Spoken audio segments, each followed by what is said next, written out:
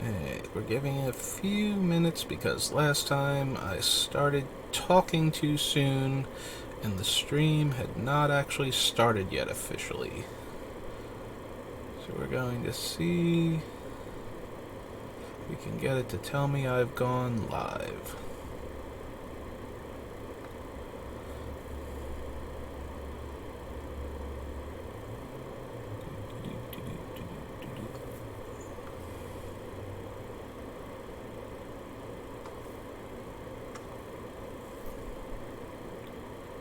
Ah, there we go. It says I am now live, so we can start recording properly, because last time I started talking before that message came up, and everything I said before then got cut off. Alright, so I have an extra day off this week, so we're going to do a Wednesday stream. Just a little bit, make some progress in the cards. I don't need to know about your cookies, Wizards of the Coast. Alright, so when we left off, we were working on Beamtown Bullies. We had gotten up through Commander 2019. Don't you sass me. Took away my things. Fine, we'll add them again. Colors not white. Add, and colors not blue. Add. Alright, and we want expansion. Commander. Alright. Let's make sure we actually got through 2019 and not up to 2019. A quick look. Yeah, I don't think we actually did 2019 because I don't remember seeing Aeon Engine last time. Excuse me. So we have... Yeah, that reverses turn order and that's kind of neat, but... nothing we're doing.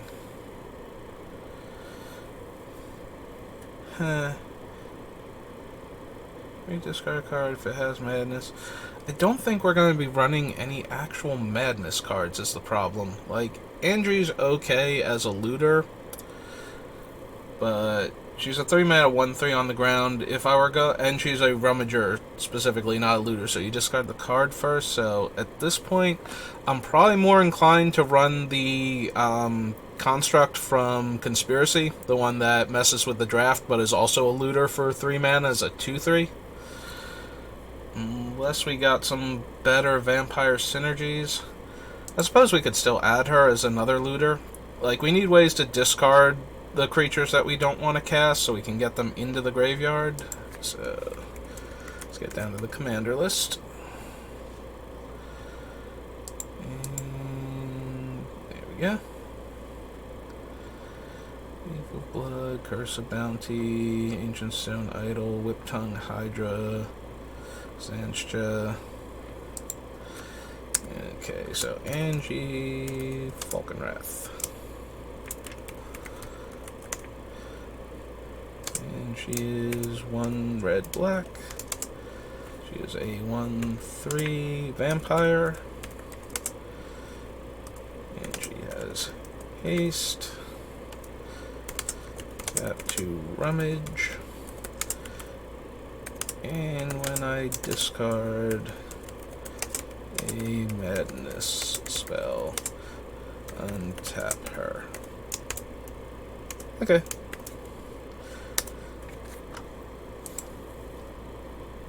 Attacks each combat if able. Ravager attacks. Discard your hand and draw 3 cards. He's not optional for the attack, though, so I think we're just going to skip him. There's a battlefield. It fights up to 1 target creature you don't control. Whenever a source an opponent controls deals damage to Archfiend of Spite, that source's controller loses that much life, and they sacrifice that many permanents.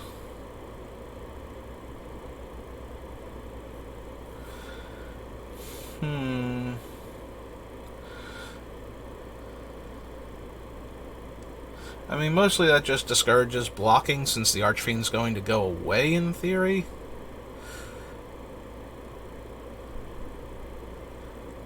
He's not terrible. He's better when he's ambushing for his madness cost. Like, that's his original design, of course, is you discard him mid-combat, you cast him for madness, you assign him as a blocker, and an opponent has a terrible time now. If we give him out and make him attack, most of the time he's just going to be 6 damage, or maybe, like, chump with a 1/1 flyer, and then, you know, they lose a life and lose another, like, not lose another permanent. Whatever they have the most of lying around. The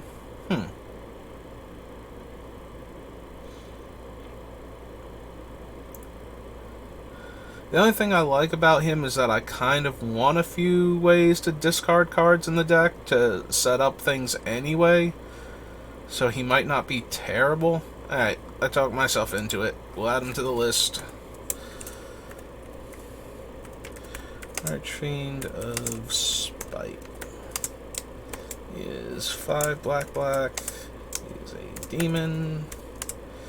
6/6. Flying. When an opponent deals damage to this, that OP loses that much life and sacks that many permanents. And he has madness, 3 black. Okay. We'll add him to the list. There's no cards in their hand. Don't think we're running Judgment. Can't run these blue-white cards. Attacks. Each instant sorcery in your graveyard gains flashback. No. Alter artwork, Bane of the Living. Beacon, Beast. I forgot there was an alternate artwork of him. There's a battlefield. You have no cards in your hand? Yeah, no. Thirsty Blade. Equipped creature gets +2/+0 and is goaded. 1 attach Bloodthirsty Blade to creature an opponent controls at sorcery speed. Again, we're not really the goad deck. We just happen to goad the creatures that we're giving out.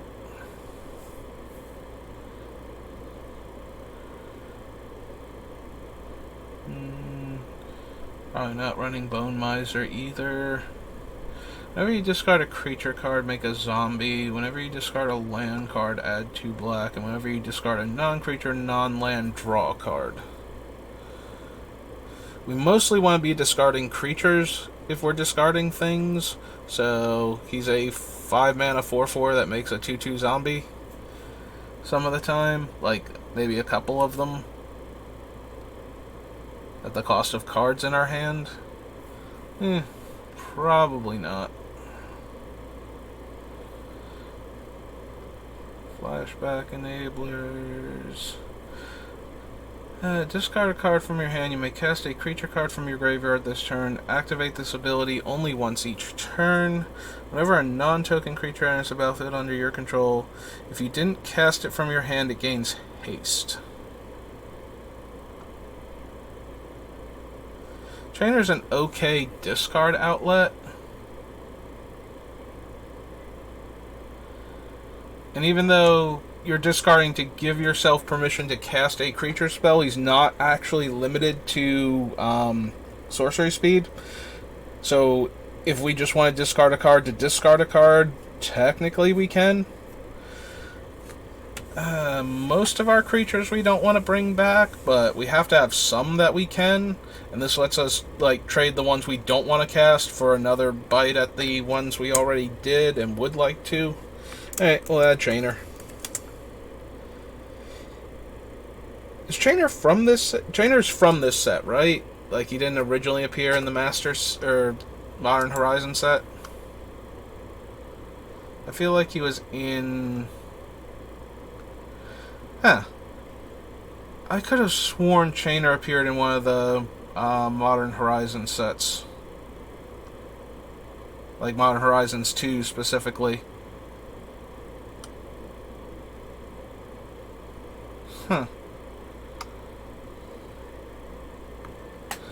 we full screen it, do we get... Oh, yeah, he does appear in Modern Horizons also.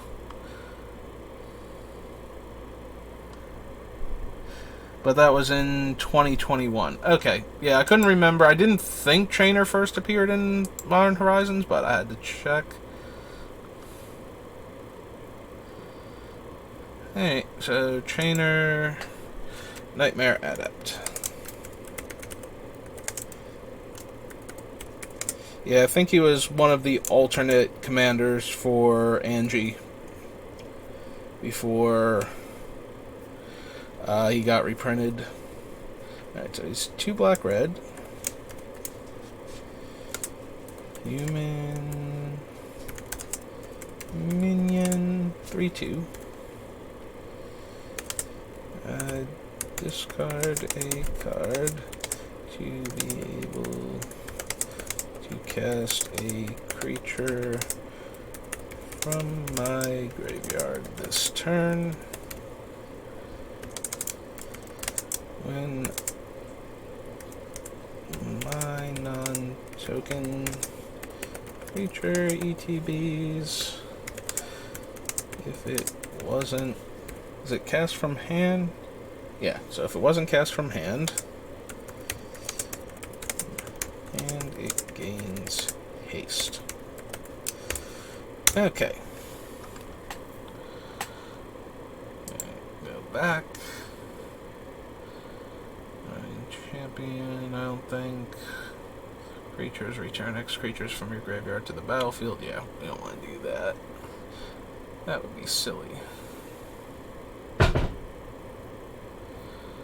Curse of Fool's Wisdom. Whenever an enchant player draws a card, they lose 2 life and you gain 2 life. Yeah, that has nothing to do with what we're trying to accomplish.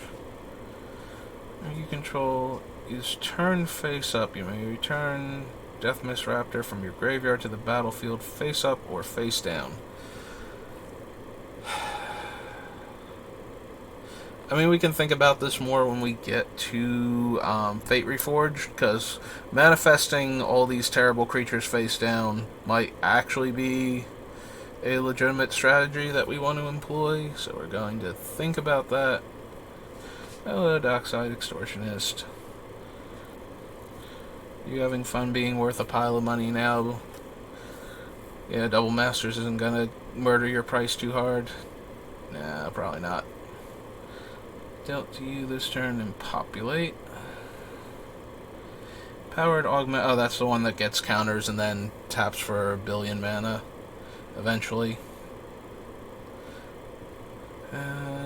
Create a token. There's a copy of target creature card in your graveyard, except it's an artifact. Gains haste. Sacrifice at the beginning of the end step. Flame Shrider attacks. Create a token that's a copy of another target attacking creature that's tapped and attacking. Exile that token at end of combat. Whenever Fire the Hatebound or another creature enters the battlefield, from your graveyard, that creature deals damage equal to its power to any target. Or another creature enters the battlefield from your graveyard. So when we're giving it to opponents, they would get to choose, right? Last ability triggers even if the creature enters the battlefield from your graveyard under another player's control. The creature that enters the battlefield from your graveyard deals damage equal to its current power to the target permanent player. If it's no longer on the battlefield, uses last known information, is the source of the ability, but it may be another creature that is the source of the damage. Target creature with protection from black. Though the damage would be prevented, it could not target creature with protection from red. Since the damage is dealt by the creature, lifelink death touch. If you cast the creature from your graveyard, this card will be put on the stack before entering the battlefield. Flare. I'm going to assume that the person we give the creature to has the ability then, and that this is not going to go the way I want it to.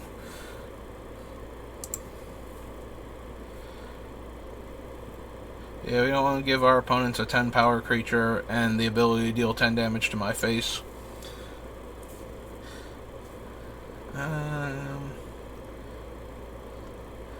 I mean, Flayer is better in the friendlier version of the deck where we're trying to give stuff out anyway. And we're trying to, wheel and deal our way through the game by offering people creatures they can attack with. Oh, Flavor of the Hatebound is from, not Avacyn Restored. I don't think it's Avacyn Restored. I think it's Dark Ascension. So, we'll come back to him when we get to that. Populate X times. We're not making tokens, so that's not helping. The creature of power 3 or greater enters under our control. Draw a card. There's Ghastly Conscription again. Gyrod's Belligerence. Gyrod's Belligerence deals X damage divided as you choose among any number of target creatures. Whenever a creature dealt damage this way dies this turn, populate. Right, this was the weird Naya tokens populate guy, was one of the other commanders, so that's why we're seeing all of these. Deals combat damage to a player. Create a token that's a copy of Giant Ataphage.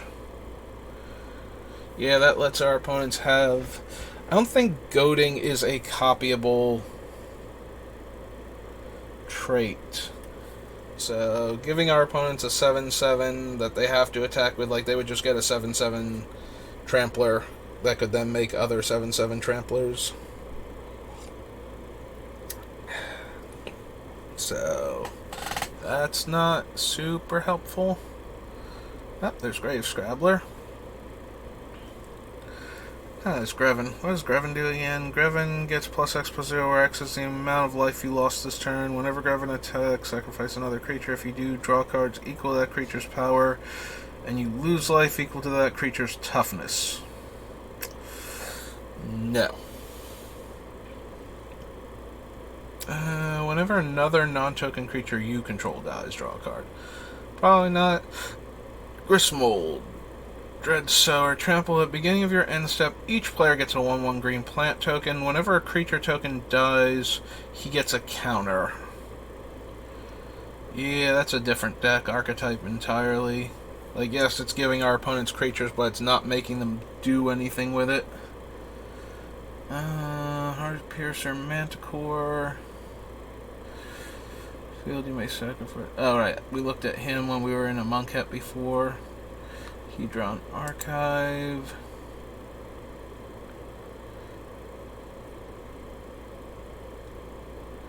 Next page.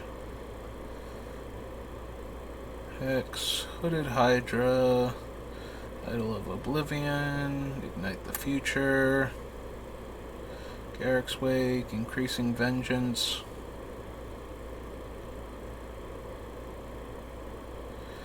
There's Carrick. But yeah, we don't need him. He doesn't do anything in this deck. Magus of the Wheel. I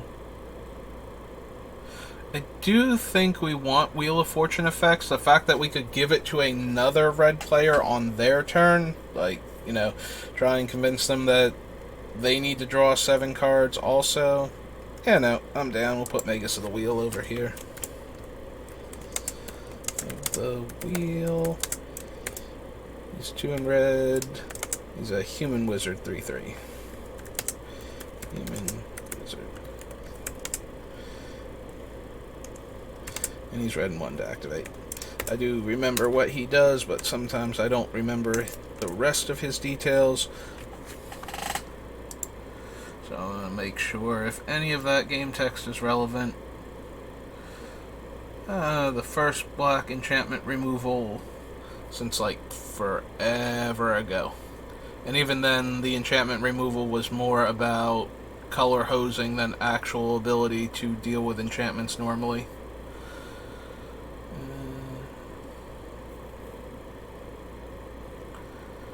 Myriad Landscape. Antuku Vigilante, Nightmare I'm making.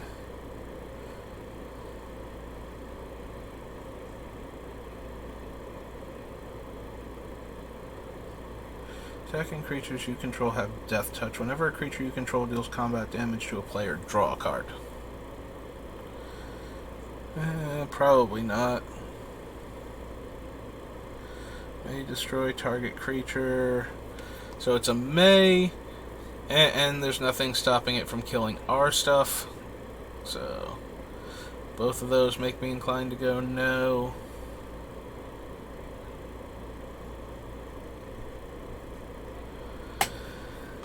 Alright, so there's a whole cycle, well not cycle, but a whole group of creatures that have very similar game text to Plague Crafter. Now we're going to get to him again in War of the Spark, where he's originally from.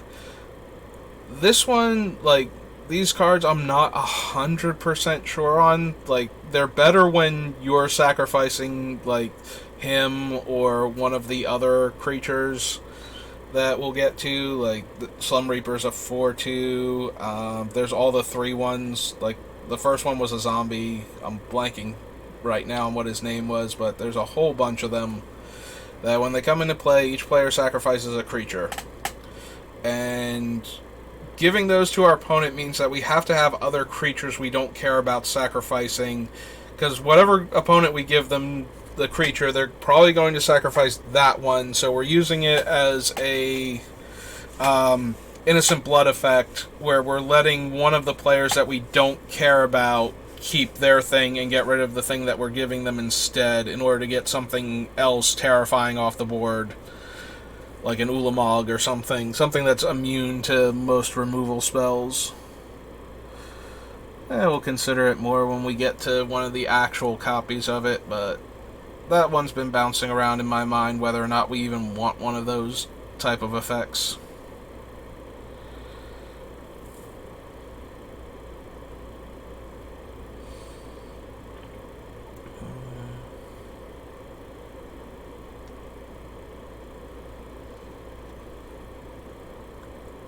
Sanctum of Eternity. 2-tap, return target commander you own from the battlefield to your hand only during your turn.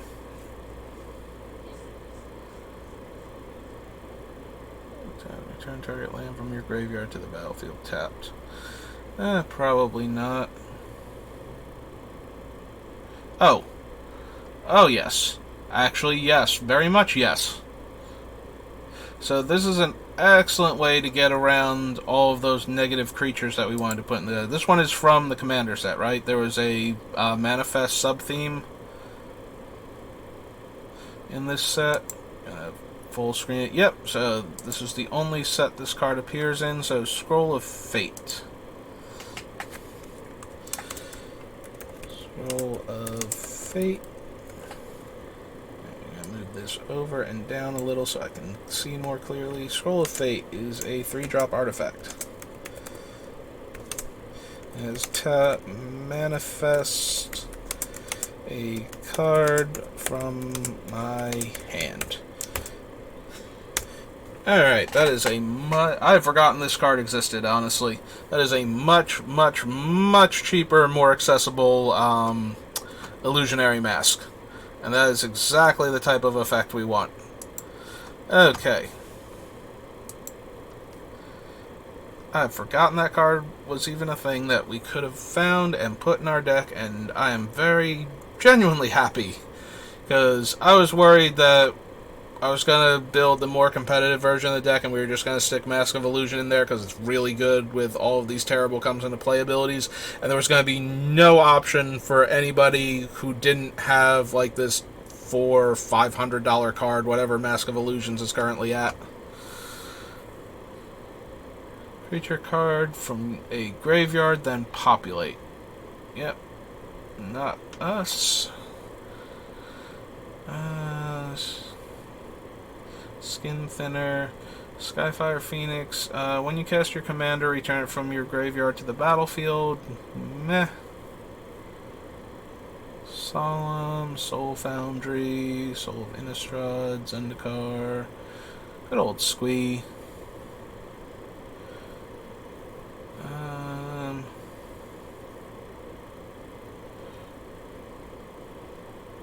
Use combat damage to a player. Exile the top card of your library until end of turn. You may play that card.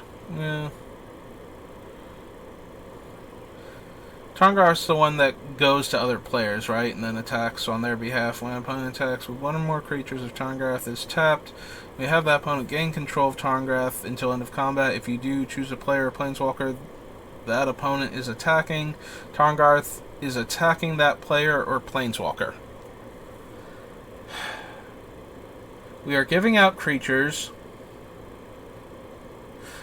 that must attack our opponents, which means we can also, if the player we gave stuff to doesn't have any sack outlets, we can also give them Tarngarth when they attack. And then, but we have to make sure we're attacking with Tarngarth or tapping him to some sort of effect, so that way he's tapped in order to give him to that opponent, so that way Tarngarth can also attack whoever they decide to attack with. He's a 4-mana 5/5, and he's a creature that we can cast for ourselves. And he's kind of playing into the way the deck works, so we're going to add him. Oops. Tarngarth, first mate. He's 2 red-green Minotaur Warrior. 5/5 Minotaur. Oops, Warrior.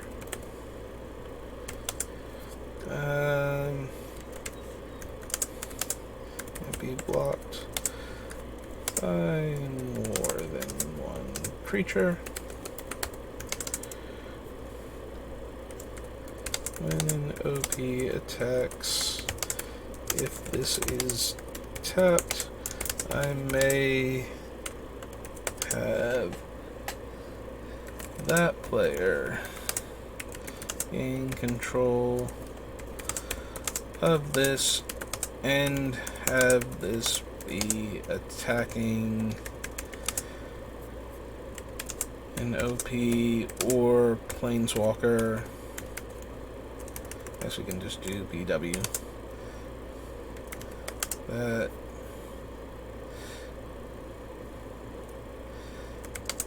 is being attacked.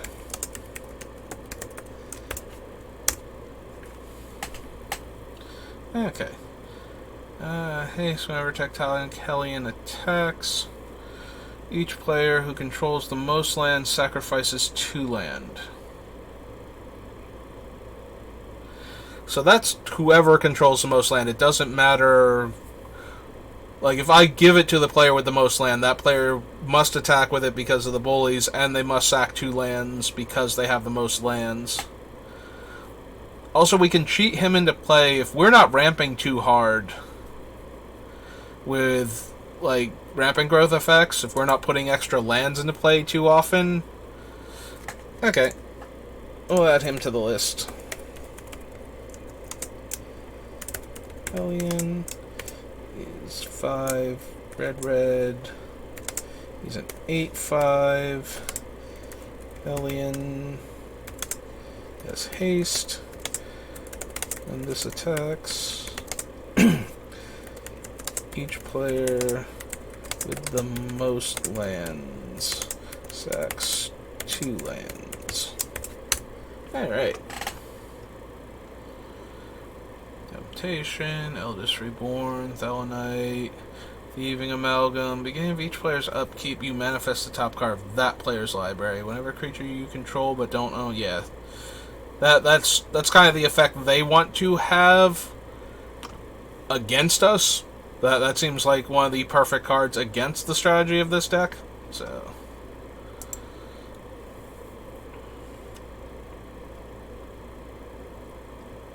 Volatile Eruption deals 4 damage, divided as you choose among any number of targets, and has Madness. Is that a reprint? Was that from Torment? I genuinely do not remember. Okay, it is from Torment. It sounded familiar. I'm guessing it just has new artwork, or I don't recognize it in the newer frame. Voice of the Night enters the battlefield. Draw a card for each opponent who controls fewer creatures than you. We are trying to give our opponents our creatures. I don't think that works. Enters the battlefield, and at the beginning of your upkeep, choose a player at random. That player exiles an instant or sorcery card from their graveyard. copy that card, you may cast the copy without paying its mana cost. That has like nothing to do with what we're trying to accomplish, and that is all 3 pages of this set. Alright, that's Commander 2019 down. So, cross that off the list, and go for Commander 2021. And then we will be through the Commander decks until we get to Magic the Gathering, Commander. Or the sub-commander sets for other Magic sets, because now every Magic set has its own associated Commander decks.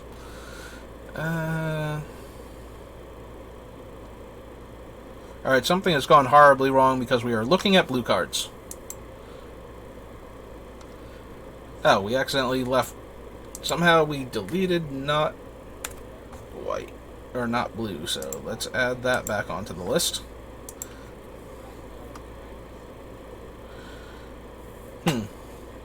Must have accidentally clicked on it when I was getting rid of the previous set. Yeah, we're not a life gain deck. Normal card draw cards, Apex of Power. Do we have Arcane? We don't have Arcane Signet on the list, right? Because it's originally a Brawl card and we didn't get to the Brawl cards yet. Alright, that's fine. We will add... Also, we still haven't added Command Tower either, so we'll have to put that on the list as one of the lands.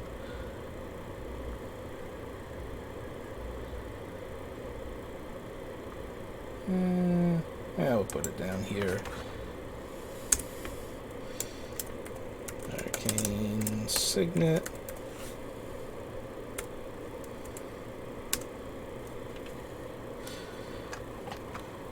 Audacious Reshaper. Sacrifice an artifact, reveal cards from the top of your library until you reveal an artifact card, and then we're going to put it into the battlefield. Yeah.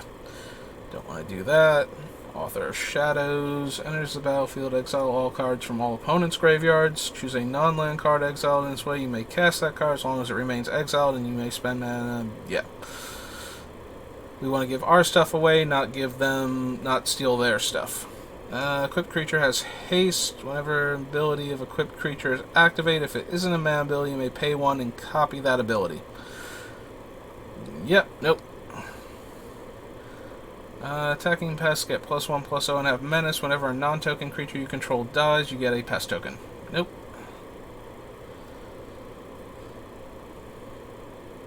There's Blood Tracker again. Whenever Bog Beast attacks, gain 2 life, then creatures you control get trample and power and toughness equal to the life you've gained.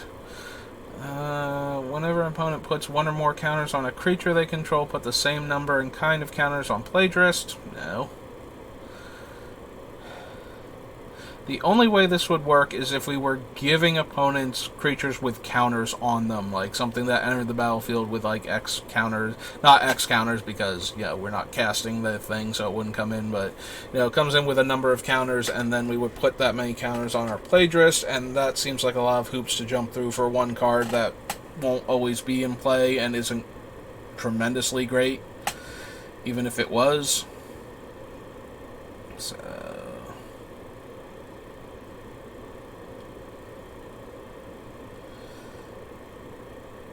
Command Tower, Command Sphere, Creative Technique. These are the demonstrate cards. When you cast a spell, you may copy. If you do, choose an opponent to also copy it. Shuffle your library, then reveal cards from the top until you reveal a non-land card. Exile that card and put the rest on the bottom, and then you may cast the exile card without paying its mana cost. So we're not doing that one. I forget what the black and green ones do, though, so I'll have to see. Attacks you and or 1 or more planeswalkers you control. Exile the top card of that player's... Oh, right. Lets you cast their spells. Not helping much. Enters the battlefield. You may have it become a copy of any creature on the battlefield until end of turn. Except it has haste. So we could copy our terrible things if they're still in play, but most of the time they won't be because of the exile trigger. The thing is that the mirror would already be in play, and then like it has to come into play, so it would already be in play by the time its ability resolves and makes it a copy of the terrible creatures, but I do not think that is good enough. Especially since most of the terrible creatures won't still be in play by the time we cast that.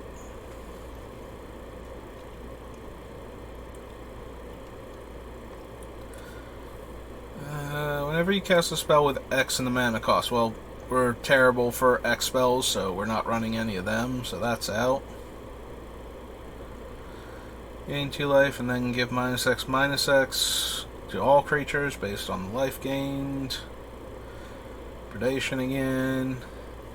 Channeler. Reach. Creature spells you cast cost X less to cast, where X is the amount of life you gain this turn, and tap, gain 2 life. Fane's the guy that's kind of like Trading Post, right? Sacrifice a creature, put 2 counters on a target creature. Remove a counter from a creature, make a treasure. Sack a treasure, make a 2/1 flyer, and pay 4 mana to untap him.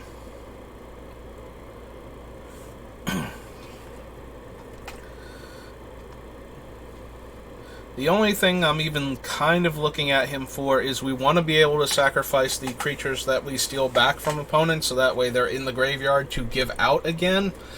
And he gives an actual bonus that, yeah, like a lot of creatures have a free sack attached to them, but it's something like +2/+2 until end of turn on like your Nantuku Husk variants, or add a mana, which we would have to use during the during our opponent's turn, during their like second main phase or end step on instance.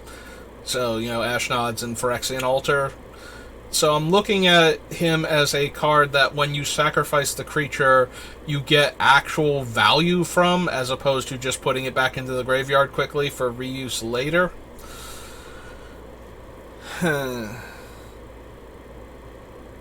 Because he does let you put it on any creature. Alright, we're going to add him to the list. I doubt he's going to make it into the deck, even with all of his other options. He does also make treasure, but you have to tap him to do it, and you have to spend 4 mana to untap this guy, but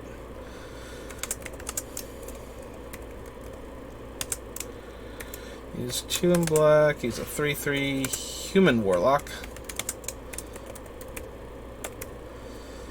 He has tap, sack a creature to put 2 counters on a creature.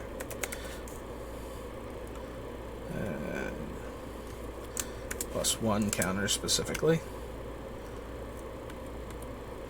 on a creature. Or remove a counter from a creature, from my creature, to make a treasure, or sack an artifact to make a 2/1 Inkling token. And 3 black, untap this. Okay. So yeah, Fane's probably not going to make the final version of the deck, but he is a way to sacrifice creatures for actual value that I will use, as opposed to just, I don't have to have a lot of mana open when I do this in order to grab my creature back and throw it in the graveyard for later. Discard a card, then draw a card. When you discard a non-land card this way, Fiery Encore deals damage equal to that card's mana value to target creature or planeswalker, and it has Storm. Nope. So Harness enters the battlefield, create a 0/0 fractal, and then it gets that many +1/+1 counters, and attach the harness. Double the number of counters on it. Nexus is whenever a player casts an instant or sorcery spell, put a number of charge counters on it equal to the spell's mana value. 6 tap, remove all charge counters from it. Make the fractal, where X is the number of counters. Yep, nope, none of that. Gluttonous Troll. Trample. When Gluttonous Troll enters the battlefield, create a number of food tokens equal to the number of opponents you have. Sacrifice another non-land permanent. It gets +2/+2 until end of turn.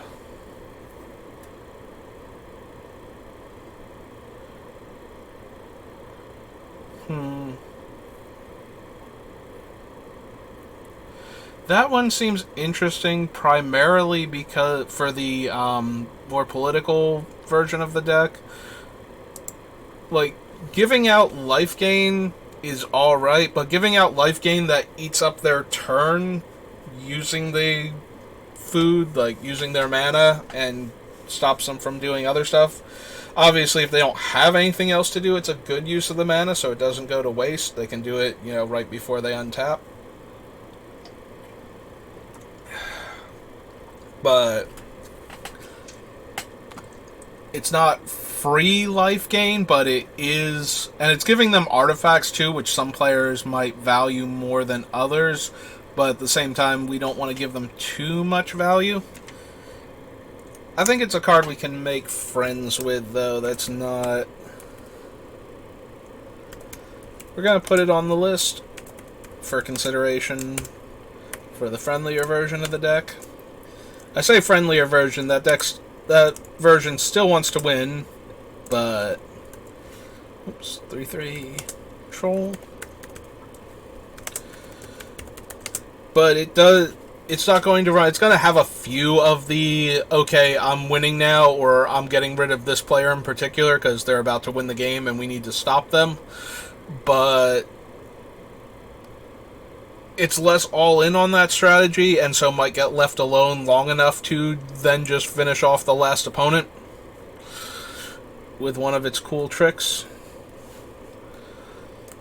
UTB, I get a food for each OP I have.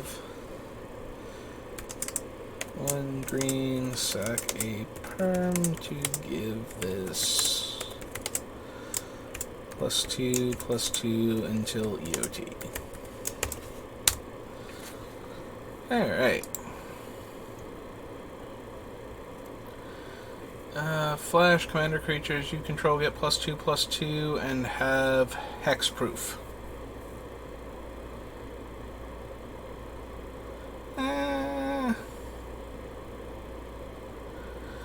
See, the Beamtown Bullies already have haste naturally, so it's less important for them to have Greaves or Boots equipped.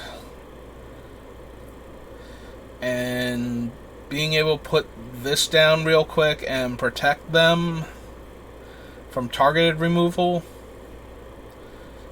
is like an okay thing, and it's a creature we can cast that we can use. I'll add him to the list. If we have room for him, we'll keep him in. If we don't, we'll get rid of him.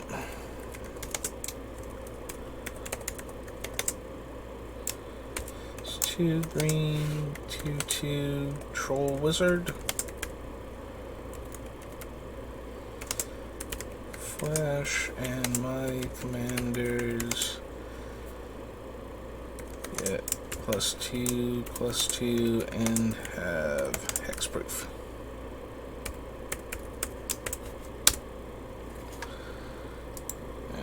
Yom Trample. Beginning of your end step, create a number of food equal to a number of non-token creatures you had enter the battlefield under your control this turn. Sack of food, target creature gains indestructible until end of turn and tap it. No. Oh, here's the green demonstrate. Return target card from your graveyard to your hand. You gain life equal to that card's mana value. You can do that twice by letting somebody else do it once. I think we have better options.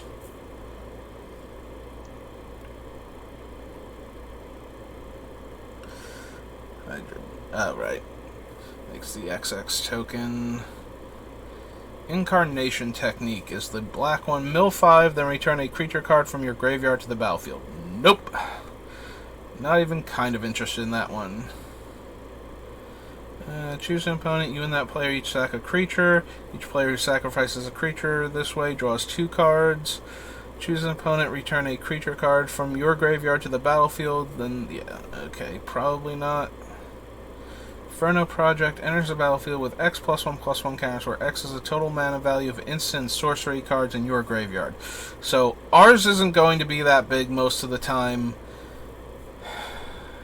and we have to give it to somebody whose things would be big enough, which is probably going to be a combo deck at that point if they're running that many instants and sorceries. So we probably want them dead first. So of your upkeep, you may target an opponent. You and target opponent each reveal the top card of your library and lose life equal to the mana value of the card revealed by the other player, and put the revealed cards in your hand. Yeah, no. I don't know what deck wants that card, but we are not it. Whenever Layla the Blade Reforged attacks, exile the top card of your library. You may play that card this turn. Whenever you exile one or more cards from your library and or graveyard, put a counter on her. If she leaves the battlefield, or leaves the graveyard effect, since we were giving out things, I think there's a 1 mana 1/1 from the most recent Innistrad sets that does that. I don't know that that card would be good enough, but it's certainly what our deck is trying to do, so we might have been interested in her as another card with a similar effect. Flying, black and 1, tap. Rather than pay the mana cost of the next spell you cast this turn, you may pay life.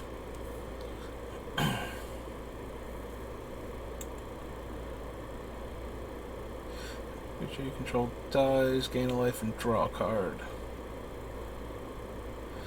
Your battle sphere.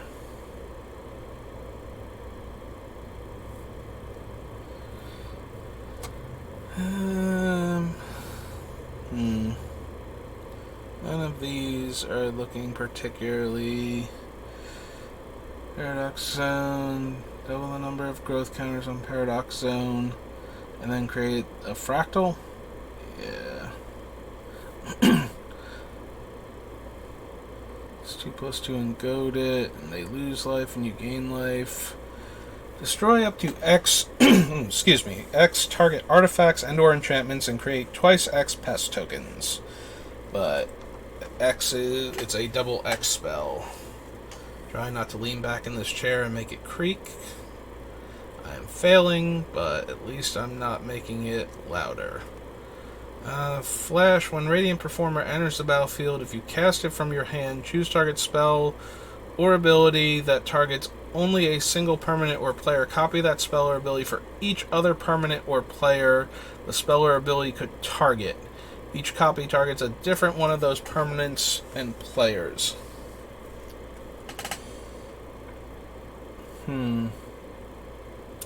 This would be interesting for something like giving another player, or just evoking for ourselves, like the Shriekmaw type creature, where we could then flash this in and kill all non-black, non-artifact creatures in play. And since we'll be running Beamtown Bullies, like, the Bullies is the one thing we don't want to have die as often as possible. We want our opponents to have to actually work to kill it, because that is our primary thing for interacting with the game, is giving other players things with the Bullies that have died already. So Radiant Performer is interesting in that regard, because when we give the opponent a creature, like, we don't want to give them Ravenous Chupacabra when we can give them Shriekmaw or Bone Shredder or something like along those lines. So that way they don't get to kill the Bullies for free if that's the most threatening creature on the battlefield. Now, obviously, we don't have to give them those creatures, but if we're not giving them those creatures and we don't have anything else going on, I just don't want. I would want a copy, like, even if we put something like Chupacabra in, just so that way we can give it to somebody so that they can kill, like a Xanathar or the Sun Triplets or any of the other god awful creatures that happen to include black mana in their casting costs that tend to make the game miserable for everybody else involved. That we could easily talk somebody into killing. I don't want to target those type of effects, so we need more of the other effects. Also, depending... It has to target, so we can't just put something into play that, like, exiles your library or something.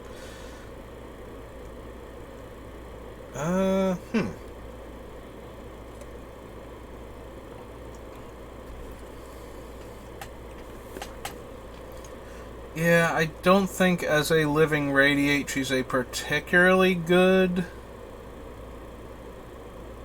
target. So I think we're just going to skip her.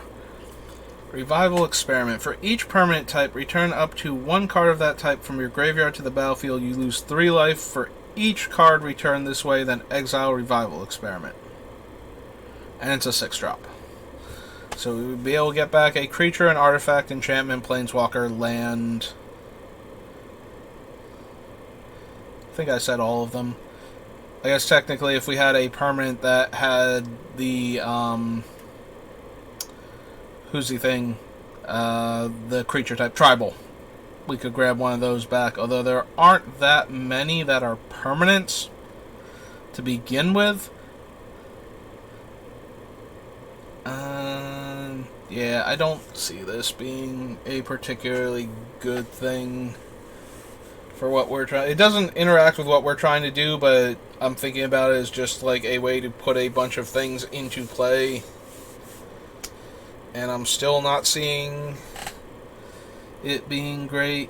Create X token copies. We're moving on to Rionia now. Fire Dancer.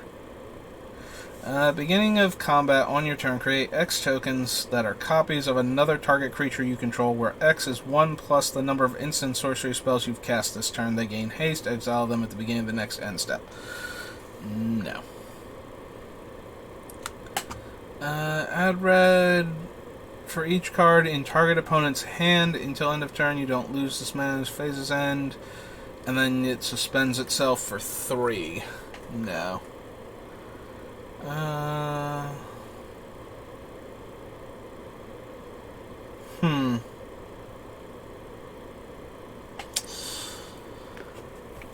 Ruin Grinder is an interesting wheel. He has mountain cycling, so we can use him to fix mana and then put him in the graveyard. Then we can give him to somebody else and let them attack with it. Then if we can take it back or kill it, we can Wheel of Fortune, and then if everybody else wants to, they can join in. I'm okay with this. I think we're going to add Ruin Grinder to the list. Ruin Grinder is 5 red. There's an art and a construct. He is a 7/4. Has Menace, Mountain Cycle 2, and when this dies,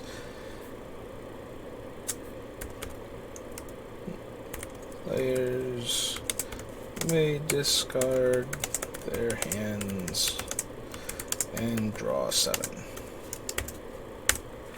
Okay. He has a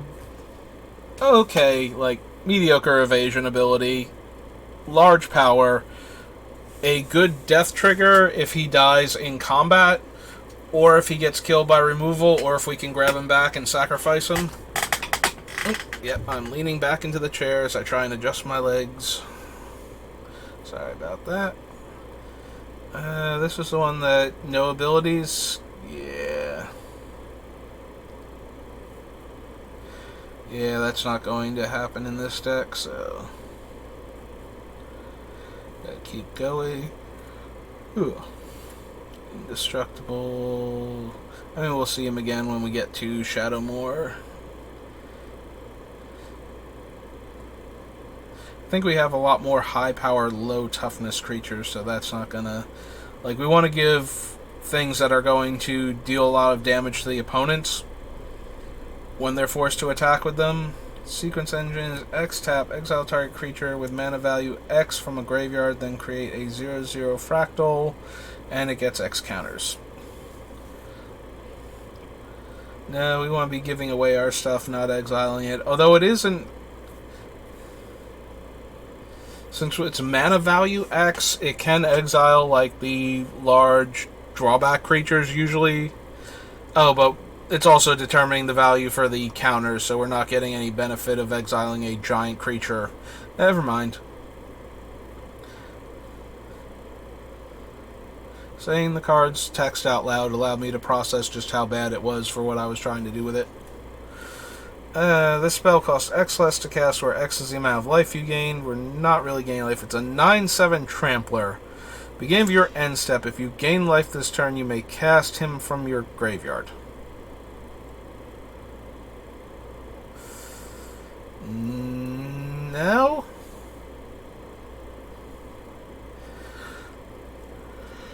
Ooh.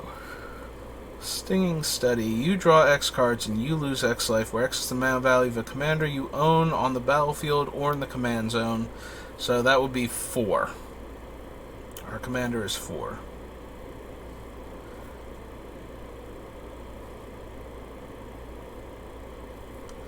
Don't really care about Study Hall. Exile target instant or sorcery from your graveyard. Creatures you control get +X/+0 until end of turn, where X is that card's mana value. Whenever a creature you control deals combat damage to a player this turn, copy the exile card. You may cast the copy without paying its mana cost. Nope. Does not seem to be doing what we would want to with this deck. Each player sacks 3 creatures, and you get 3 food. Nope. Moving right along. Tempting Contract. At the beginning of your upkeep, each opponent may create a treasure token. For each opponent that does, you create a treasure token. Nope. We're not doing enough with treasures. Oh, there's 1,000-Year Elixir. That will probably make it into the deck. This is from, I believe, either like End of Time Spiral block or Beginning of Lorwyn block.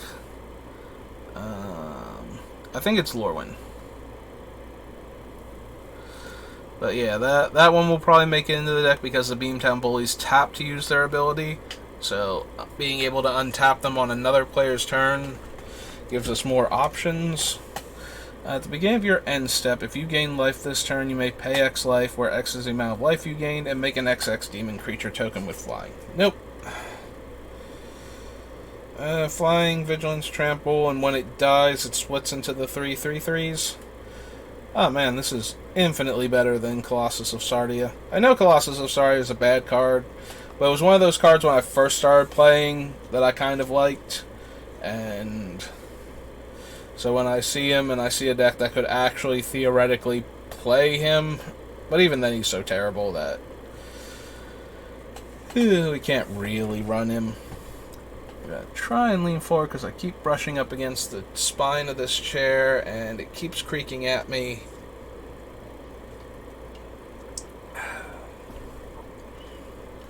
Triplicate Golem. It's a really good creature to give to the opponent and then force them to attack with and then steal back and sacrifice. We just have to be careful that they can't sacrifice it. Although then they get 3/3/3s, which is not as bad as one giant 9/9, barring removal spells. You know what? I think we can put this in there as a fun one to give away that we can grab back. Oh, no, it's Triplicate Titan, not Golem. He is a Golem, though. He's a 9 mana. 9 Golem. Fly. Vigilance. Trample. Lampulence?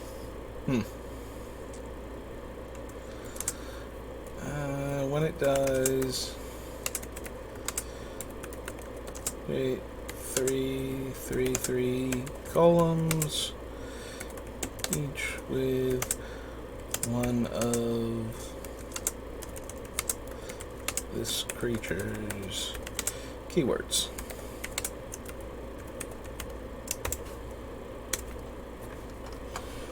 Trudge Guard. Whenever you gain life, you may pay 2 and make a 4/4 green fungus beast token with trample. Bane Coven Witch's Menace. When you gain life, you may pay black. If you do, return target creature from your graveyard to your hand. That's an entirely different deck. Another creature in the battlefield under your control gain life equal to that creature's toughness. Insert a sorcery card from your graveyard to your hand, deals damage equal to that card's mana value to each creature your opponents control, and then exile Volcanic Vision. Is that a unique card? Oh no, it is. Oh, it's from Dragons of Tarkir. Okay. Different artwork though, right? Yeah, okay. I was gonna say the effect sounds familiar, but... Witches, Venser's Journal... Well of Lost Dreams... There's those Wildfire Devils again. Willow Dusk, Essence Seer. She's probably going to involve life gain. 1 tap, choose another target creature, put a number of +1/+1 counters on it equal to the amount of life you gain this turn, or the amount of life you lost this turn, whichever is greater, as a sorcery. 2 tap, target commander gains lifelink until end of turn. I actually forgot that was a card, too.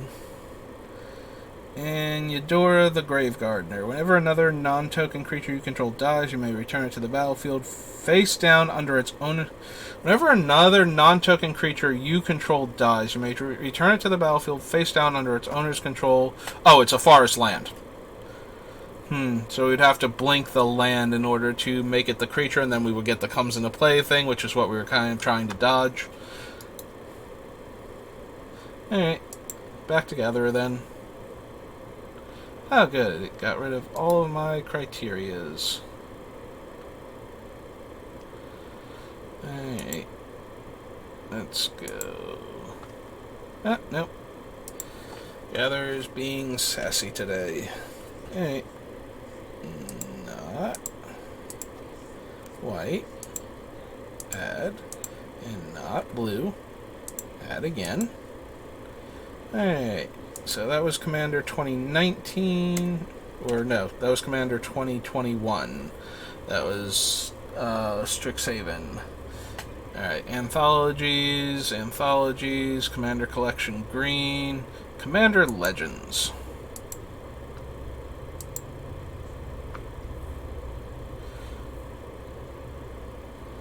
Alright. Vigilance, power and toughness equal a number of elves you control and elves in your graveyard. No. Alina, first strike, add red, greatest power among creatures you control that entered the battlefield this turn.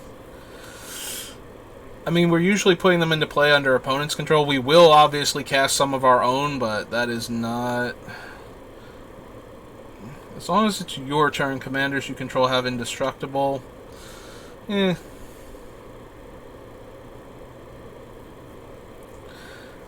Reach, Trample, Cascade.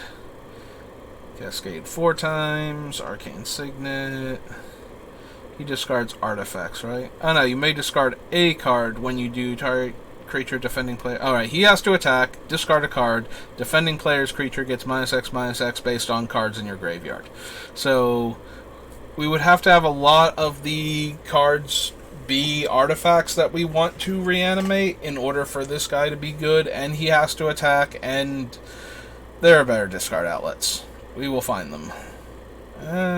Cascade. Whenever you cast a spell with Cascade, return it from your graveyard to your hand. Velbay gives colorless mana to everybody. BioWare Blob is beginning upkeep. If you control a commander, create a token that's a copy of BioWare Blob. Oh, Bio-Waste, not BioWare. He is not a video game company. He's a disgusting blob instead. Deals combat damage to a player. Destroy target non-land permanent of that player's choice that one of your opponents control. So again, when we give this to other people, they can choose one of our permanents because they can't choose Blade Griff Prototype's controller's permanents. So that's not helping much. Equipped creature gets +1/+0 for each opponent you have. Dealt damage, it deals that much damage to any target. Boom Comedic Genius deals combat damage to a player. That player gains control of target permanent you control. Then each player loses life and discards cards equal to the number of permanents they control but don't own. So he has to deal combat damage, and the thing has to be in play already in order for us to give it away.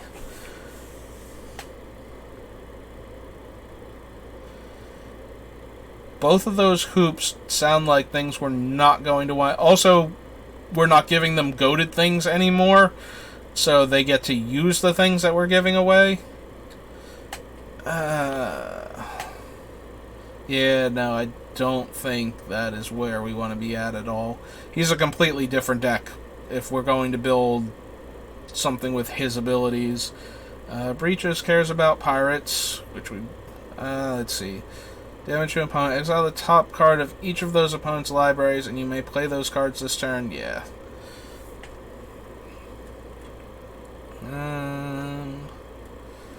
Slime Marauders attacks. It gets +1/+0 until end of turn for each land defending player controls, and has Encore.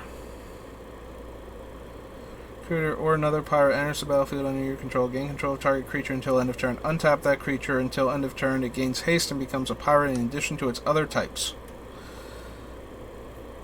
Yeah.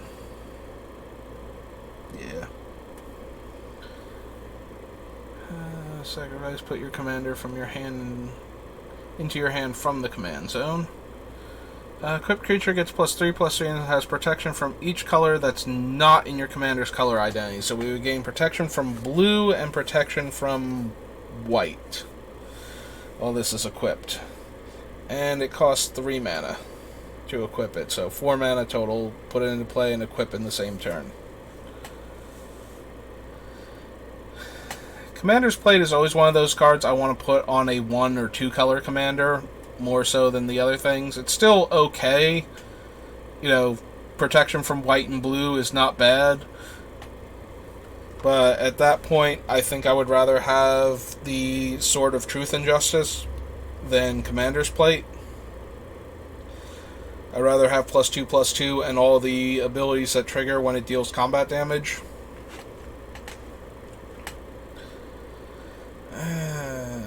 Court of Ambition. So the weird thing about the Monarchy is we're going to be encouraging players to attack other players, but not all of the time. Again, we're not the goad deck. So, but it does give, if we let somebody take the Monarchy from us. So I don't think like a card like Court of Ambition would be best. Like we play something that makes us the Monarch. So we become the Monarch, we get to draw a card at the end of turn. Now, one of our opponents attacks us and takes the Monarchy. If we give any of that player, like any of our shared opponents between us and the player that took the Monarchy from us, a creature, they are probably going to try and use it to steal the Monarchy.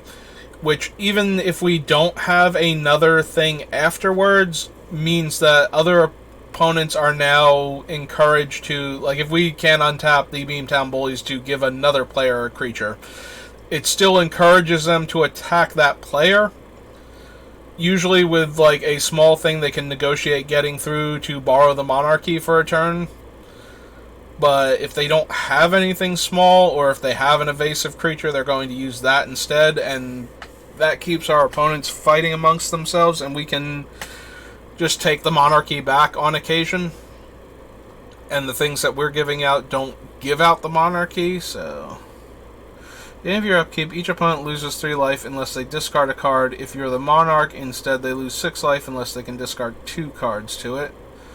Beginning of your upkeep, put a land from your hand onto the battlefield. If you're the Monarch, put a creature or land.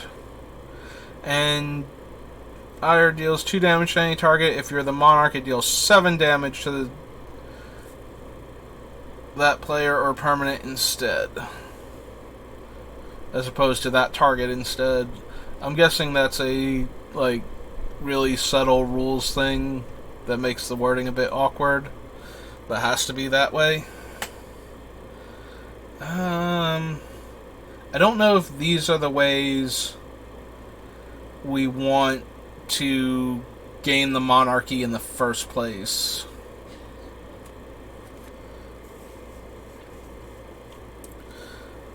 I feel like we want to get the monarchy from something else, and then, like, steal the monarchy back later with those cards. Or give the monarchy out to other people. That's the other thing. If the thing giving the monarch is a creature, not necessarily this creature, but, you know, we give somebody a creature and make them the monarch, we put a target on them for other people to try and take the monarchy from them. But then we don't get to draw the card right away. Although I still think creatures are probably going to be best. And this feels like it's going to go in the more political-based deck. Dargo the Shipwrecker, Giant Pirate. Additional cost, you may sacrifice any number of artifacts or creatures. Cost 2 less for each permanent, and 2 less for each other artifact or creature you sacrifice this turn. And he's a 7/5 Trampler. Nope, don't think so. Whew, that is dangerous to give out. And it also doesn't trample.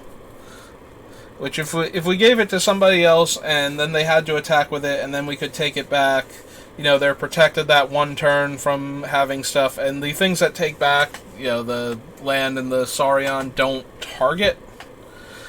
So we'd still be able to grab the thing away from them, and then they would lose hexproof, even if they keep the monarchy. And they would also lose it at end of turn when it gets exiled, but it's not really getting through for damage that turn.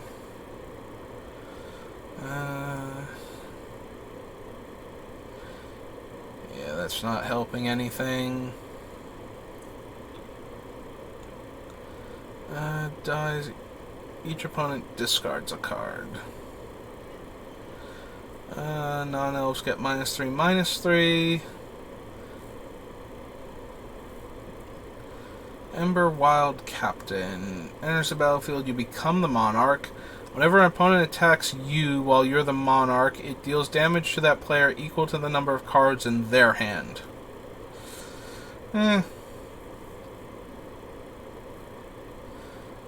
Entourage. No.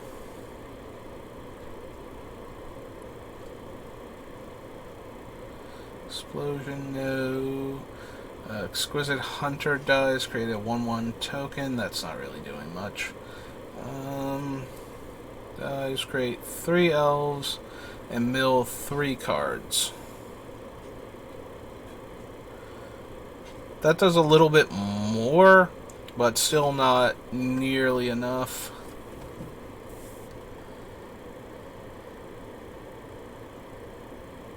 Yeah, we should have better options. Commanders you control have Menace and Death Touch. So Beamtown Bullies already have Vigilance and Haste. But we probably don't want to attack into anything where the Death Touch is relevant. Like, we're mostly going to be using them to, you know, just attack, and then, like, whoever's vulnerable, and then use their ability on the other turns. Swordjack attacks, or when it attacks, it deals damage to the player or planeswalker it's attacking equal to the number of artifacts you control. All creatures get -4/-4, and you become the monarch. Deals 2 damage to each non-pirate.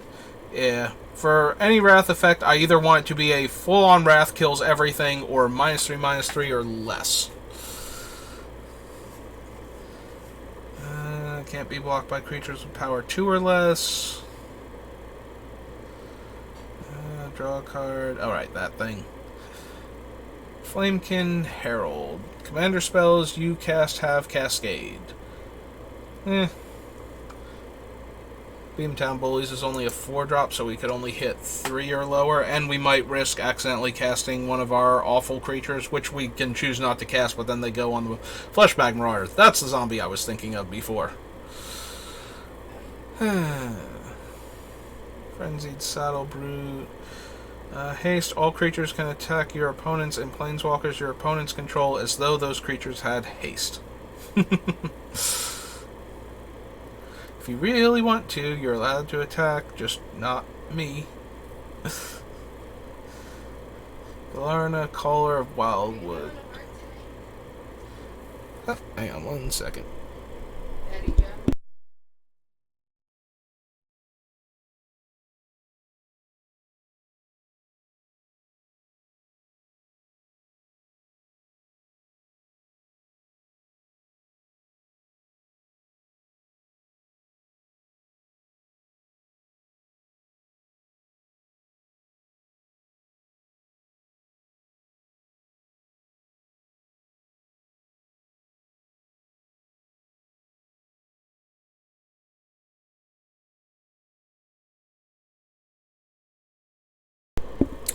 Alright, and I am back. Enters the battlefield, you may destroy target non-elf creature whose power and toughness aren't equal. Winnower is from Origins, right? Originally? Yeah, it's from Magic Origins. That's an interesting one. Just because it can't target a lot of our stuff. It can't target the Bullies because they're 4/4.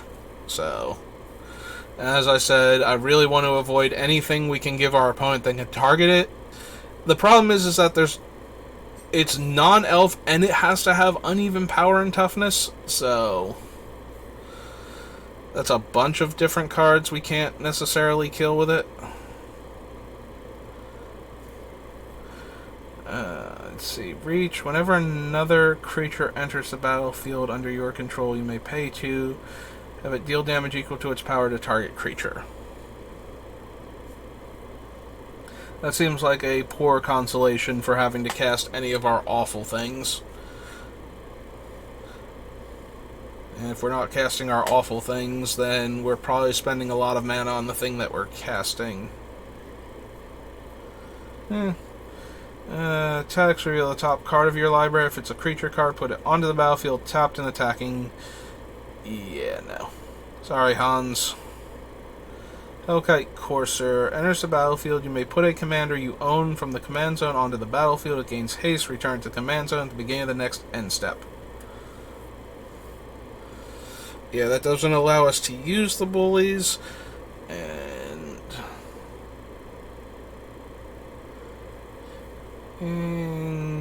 yeah, doesn't do anything that we're interested in. If you would lose unspent mana, that mana becomes colorless.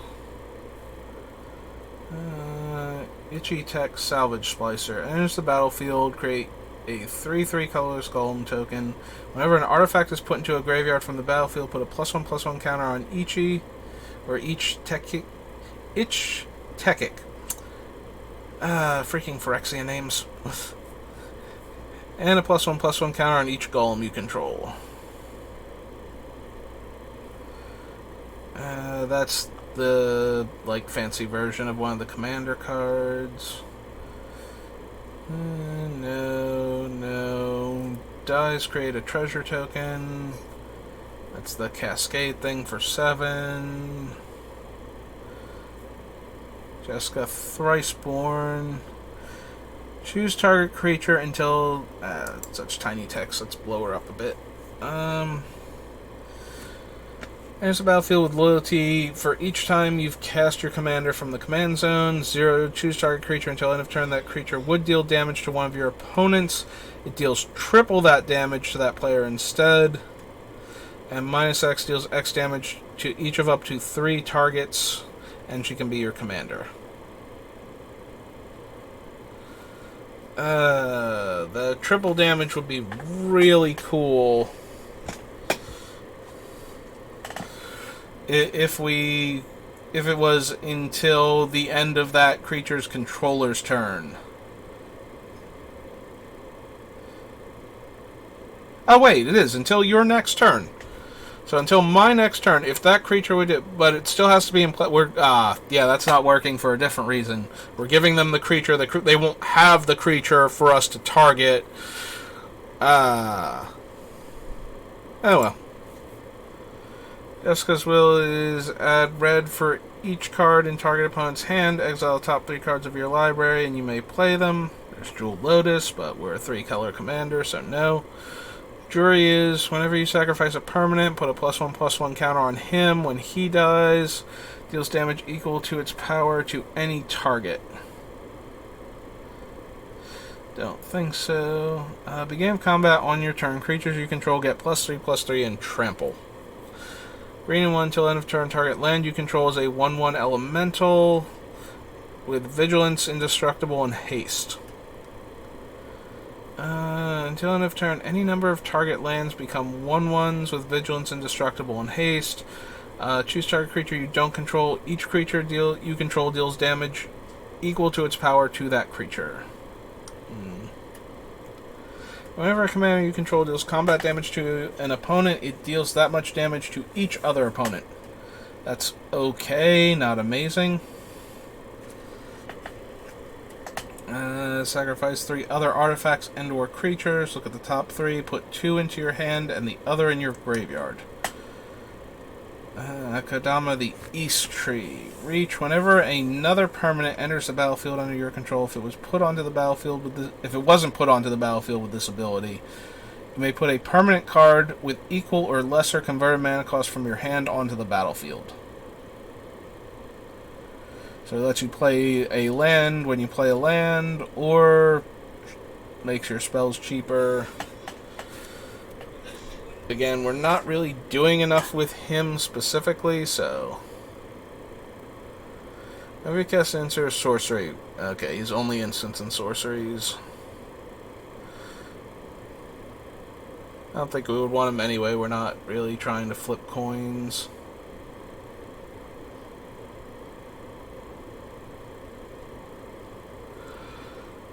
Maelstrom Colossus is an 8 mana 7/7 Cascade. Magus of the Order is natural order, but we need to sacrifice another green creature. So, or sacrifice another creature to get a green creature. And another green creature, and it has to be a green creature. Yep, okay. That's way too many hoops. That thing has Cascade. Whenever she or another elf you control dies, you may pay 1 and 1 life and draw a card. Nope.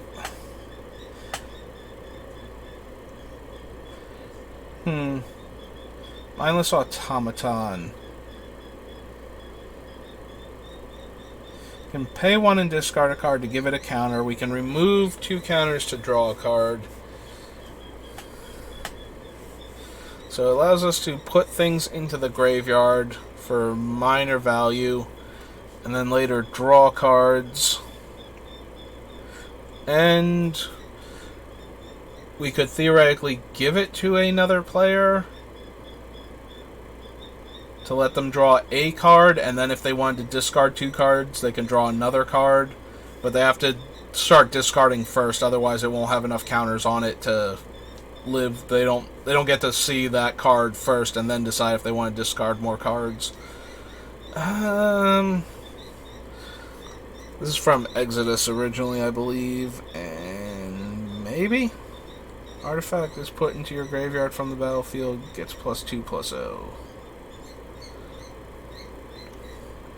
Trample, power and toughness are equal to the number of lands you control. He's legendary, so we can't give him out.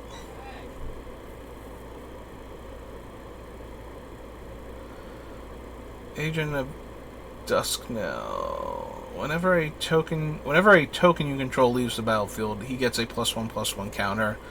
When he leaves the battlefield, you get a 1/1 green elf warrior for equal to his power. Whenever a token you control leaves the battlefield, each opponent loses 1 life and you gain 1 life. Can't run Nijila because of her 5-color activated ability.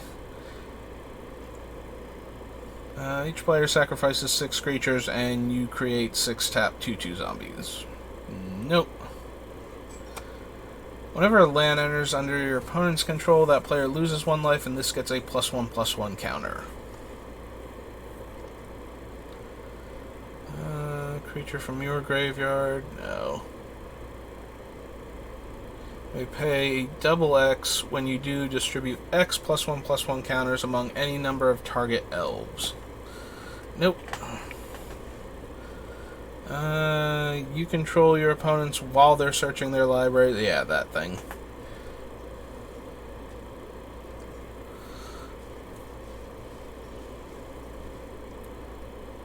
Yeah, somebody who runs a lot of fetches in their commander decks.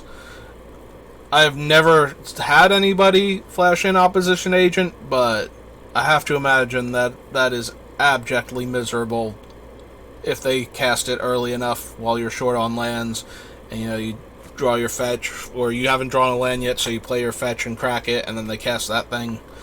That's gotta be the worst feeling.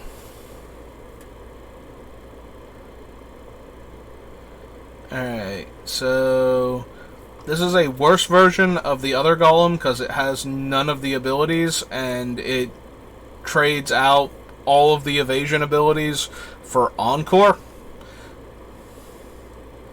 which does give you a whole lot of 3/3 golems, but I have to believe that having your golems have vigilance, trample, and flying split up among the 3 of them is just inherently better than Phyrexian Triniform, even if you had enough opponents to Encore to get like 9 golems out of it.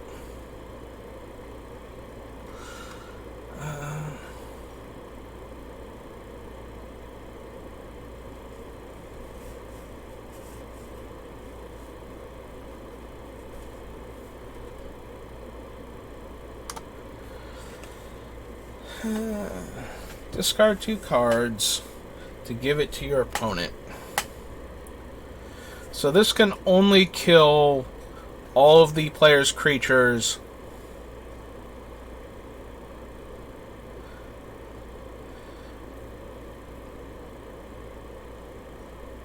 if they don't have 2 cards they're willing to discard to save all of their things. Still super obnoxious, though. They can give it back to us, and this is something we don't want to grab back with Brooding Saurian. And Brooding Saurian is a triggered ability, so we can't cast this while we have Brooding Saurian in play. Brooding Saurion's the only card, though, that gets hosed by this, or that makes this card bad for us if we do it. And if they discard the 2 cards, they sacrifice it, so it won't be in play, and it won't have the exile at end of turn clause anymore.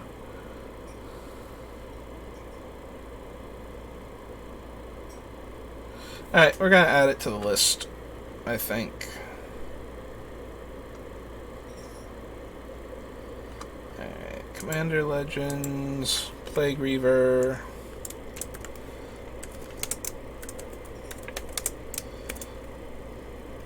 Is 2 and a black, or a 6/5 beast.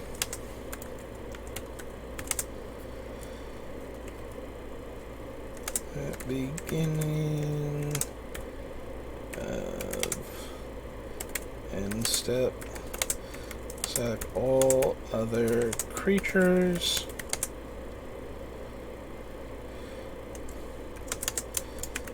Discard 2 and sack this to return it to play under target player's control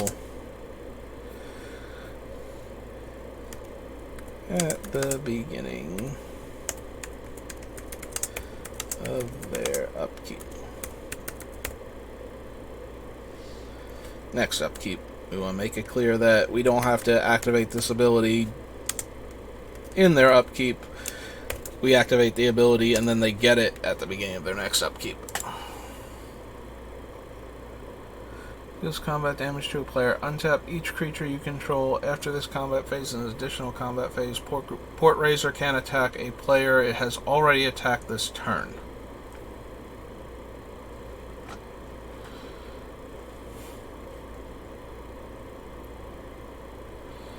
So, 2 target players exchange life totals. You get an XX har, where X is the difference between their life totals.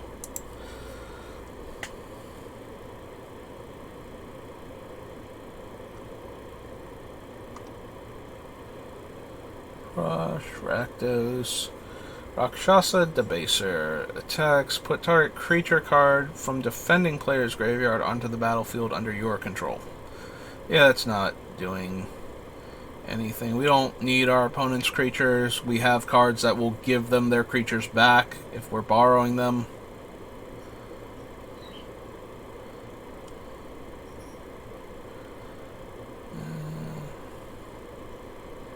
Search your library for 10 lands, put them on the battlefield tapped, and shuffle your library. Nope. Revenant. 2 of the rings.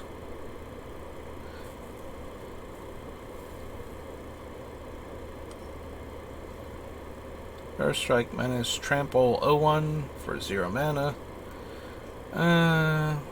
Reaver Druid enters the battlefield. Each opponent may search their library for up to 3 basic lands. They each put one of those lands onto the battlefield tapped under your control, and the rest onto the battlefield tapped under their control. Then each player who searched their library this way shuffles.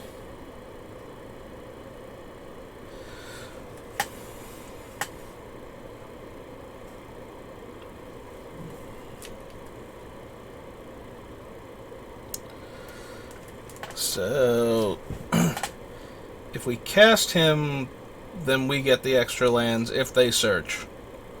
And then if we give it to an opponent, like, I can get 2 lands and everybody else can get 2 lands, but then we have to give that opponent... This seems like an interesting card to run. I don't want to run it with the Helion from before. But this might be a good way to make friends.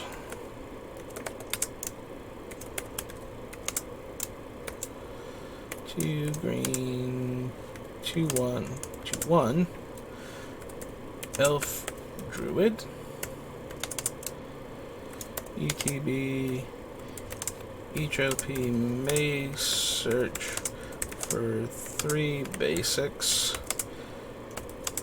If they do, they give me 1 into play and get the other 2 into play.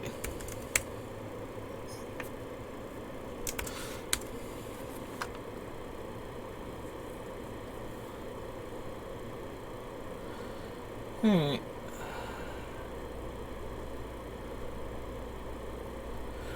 Yeah, it seems like a decent one to give to the player that is furthest behind on land, and then get more lands for us to do things with. Whenever another creature dies, he gets 2+1 counters. Whenever another player loses the game, you gain life equal to that player's life total as the turn began. Yeah, not really doing much.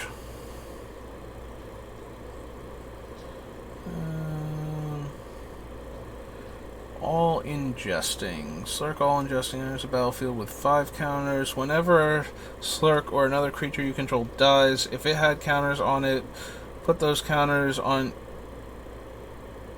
Oh, put a +1/+1 counter on each creature you control that has a +1/+1 counter on it. We're now a counters matter deck, so that doesn't matter. Alright, there's the red one. Choose any number of target creatures, planeswalkers, and/or players. For each of them, exile the top card of your library, then Soulfire Eruption deals damage equal to the card's converted mana cost to that permanent or player. You may play the exile cards until the end of your next turn. Nope. Spark-Tongue Dragon, Spectral Searchlight, Spore Mound, do anything stick.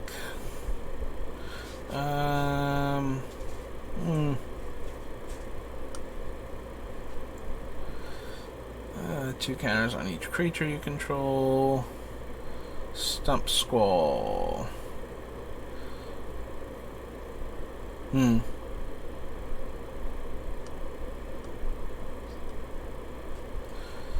Pyramid, Sweet Gum, Recluse, Flash, Cascade, Reach, enters the battlefield, put 3+1/+1 counters on each of any number of target creatures that entered the battlefield this turn. So, no. Zot's will choose. Each opponent sacrifices a creature they control with the greatest power. Exile all cards from all opponents' graveyards, then create X01 black Thrall tokens where X is the greatest power among creature cards exiled this way.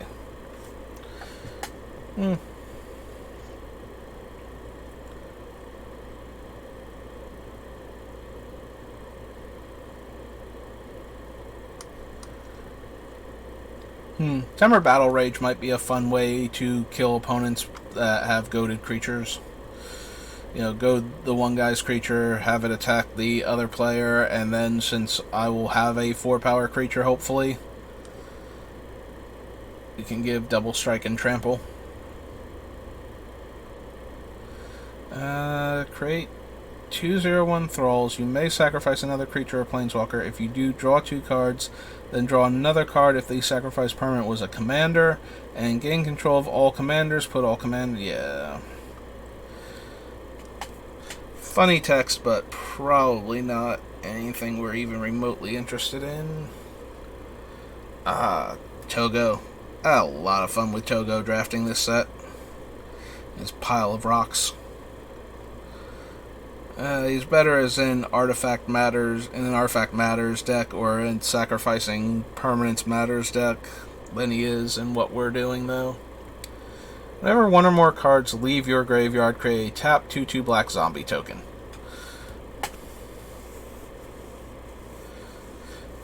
If it wasn't tapped, it would actually be super helpful. Because it's really easy for us to make cards leave our graveyard. I'm still going to add them to the list. I don't think...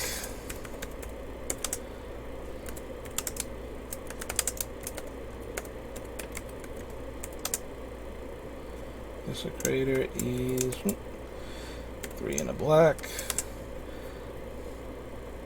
There's a 4/2 zombie wizard.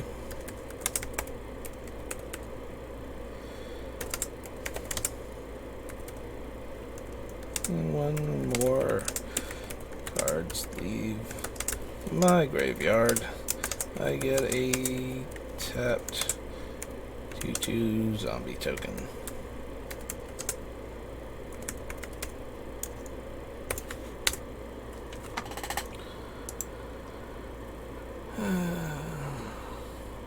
Tunya Bearclaw. Whenever Tunya Bearclaw attacks, it gets +X/+X until end of turn, where X is the greatest power among other creatures you control. No.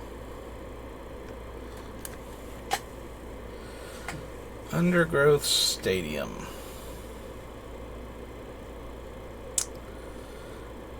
Maybe?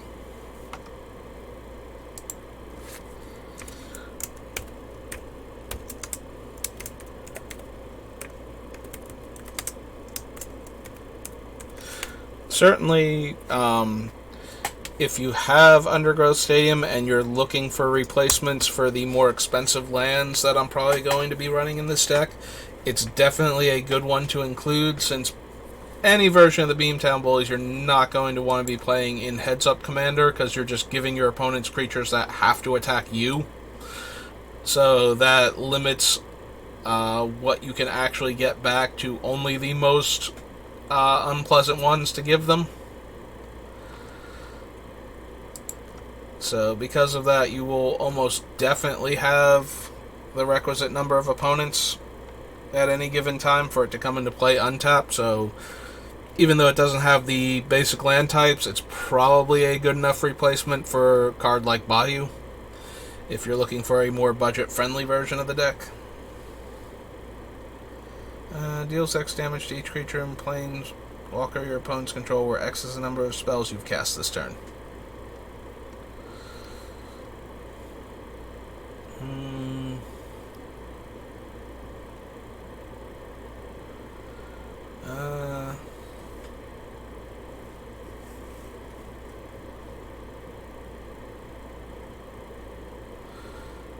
Yeah, again, much better for lower number of colors for your commander.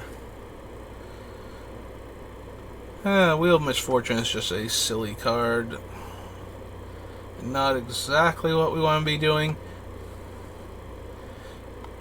Yeah, it's a way more convoluted Wheel of Fortune, so when I eventually put Wheel in this deck, I would definitely recommend the one from Avacyn, the Miracle one, or Magus of the Wheel, or most of the other Wheel of Fortune effects that we're going to be putting on this list before Wheel of Misfortune.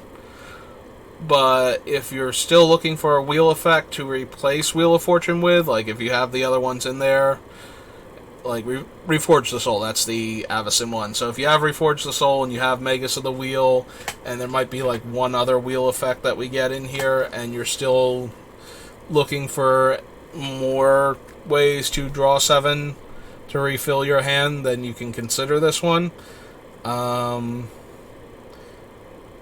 What is it? The lowest number, and then deals...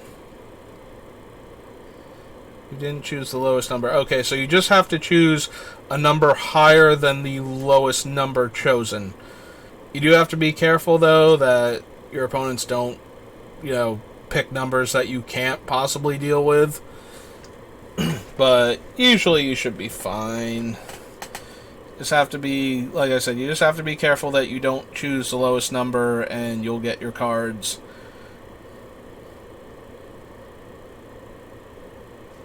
And let's be honest, if somebody's choosing like 30 or something, then you're in a good place, because that means that they just took 30 damage randomly to stop somebody else from drawing cards. You still take damage? I forget. I was just glossing over Wheel of Misfortune for what it is, like what the actual thing that stops you from drawing cards is.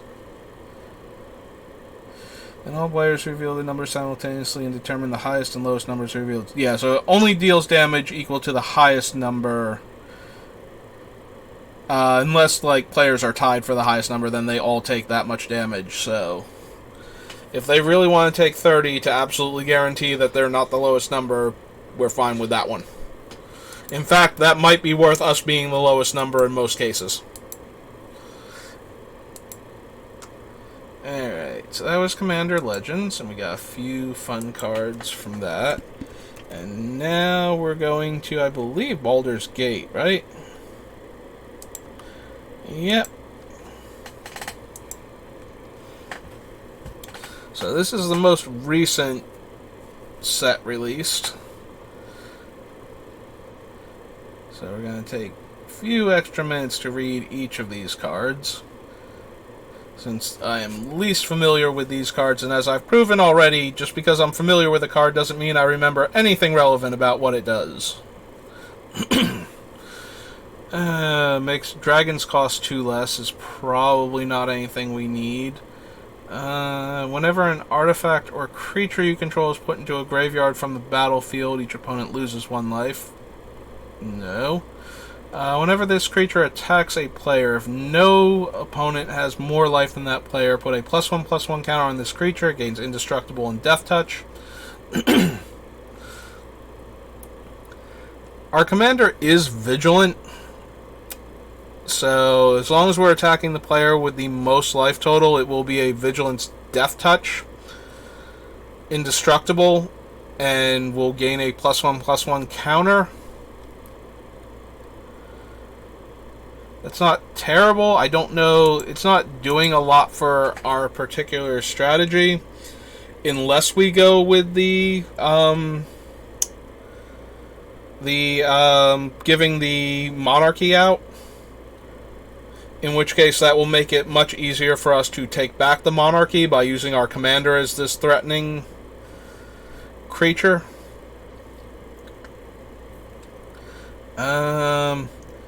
If we're doing that, do we also want to give out the initiative occasionally from this set?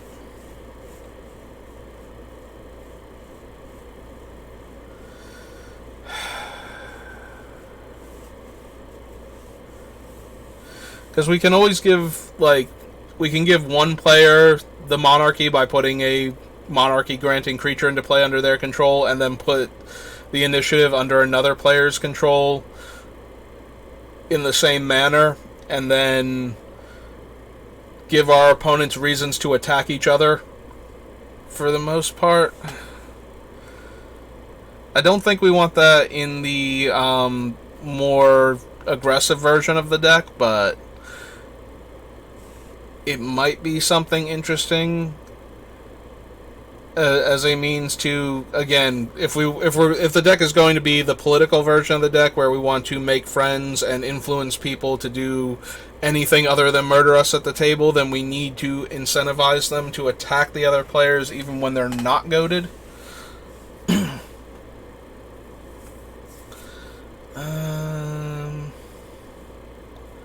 And we do want the ability to take either of those things away from the player, or at least threaten to, with things like our commander being an indestructible death touch creature that's attacking them.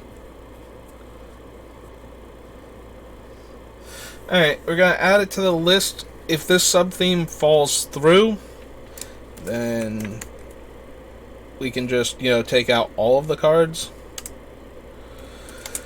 along those lines.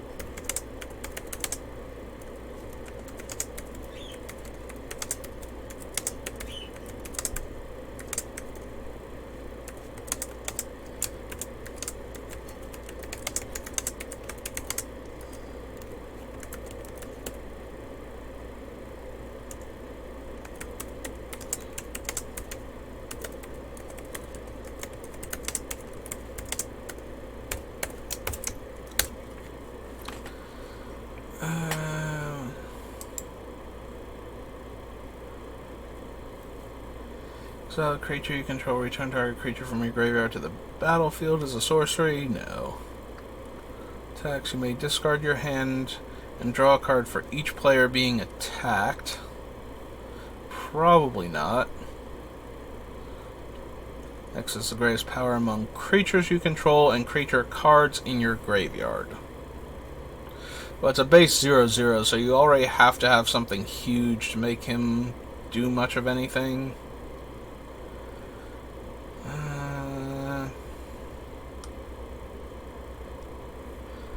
Yeah, each of the ancient dragons leaves behind potentially a lot of value for the opponent that we give it to, so we would want to be getting all the value from them instead, and I think at that point we just want other things that aren't rolling d20s.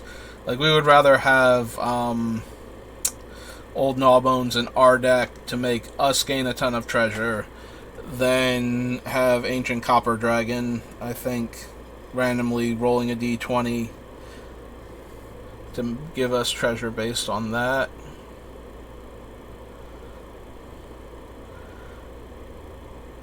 No. Exile target creature, put X/1/1 counters on a commander creature you control based on the power of the creature. I don't think so. Target player mills 2 cards, draws 2 cards, and loses 2 life. Again, I think we can do better than that for self-mill. Gain double strike and attack each combat if able. Probably not.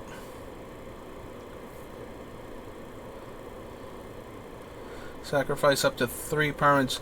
She's actually pretty interesting with artifact creatures and enchantment creatures, because then you only have to sacrifice like 2 permanents to draw 3 cards. But that is not this deck. Here's the goading guy. Isn't he from the commander set, though? Do we just have the commander cards mixed in with the rest of the cards, then? Because I'm pretty sure, yeah, he's the, from the commander deck. I think he's from the red-blue, the dragon one, and you get, like, the artificer background with him or something. Whenever it attacks or dies, choose 1 or more. Each mode must target a different player. Target opponent draws 3 cards and discards 3 cards at random. Target opponent sacrifices a non-token artifact, and this deals damage equal to the number of cards in that player's hand. So we're going to be chosen as one of the modes, and we're not going to have any control over that if we give this guy out. In almost every case, like, we might be able to negotiate which mode we get hit with in exchange for giving them the Baylor. Like, they can't target themselves if they wanted to draw 3 and discard 3 at random. So that's probably the best one for us, and that's still not great most of the time. Alright, we're going to keep going. We're going to look for cards that are, you know, better for what we're trying to do.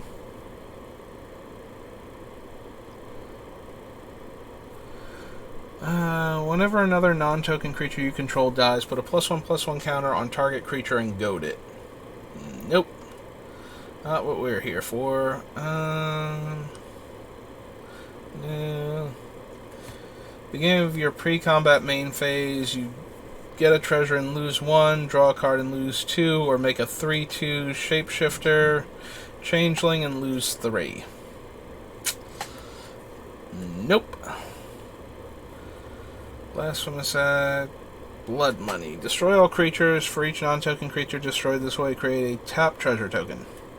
Probably not. You take the initiative and you can go target creature. No. Altar of Ball, Bonecaller Cleric. Black and 3, sacrifice Bonecaller Cleric. Return target creature card from your graveyard to the battlefield. Nope. Goaded creatures your opponents control can't block. Whenever you cast a non-creature spell, go target creature. Nope. Exile the top card of each opponent. Alright, he's casting spells from the opponent's libraries, and I don't think we want to do that at all. Like, we'd almost want our opponents to start trying to cast our stuff because it's so terrible some of the times. Deals 2 damage to each non-dragon. Scry 2 and taps for mana of any color. I feel like I scrolled past something. Maybe it was just Bramble Sovereign. I wasn't paying close enough attention. Party Leader is all 4 of the party types. When it attacks, defending player loses X life and you create X treasure, where X is the number of creatures in your party. Nope.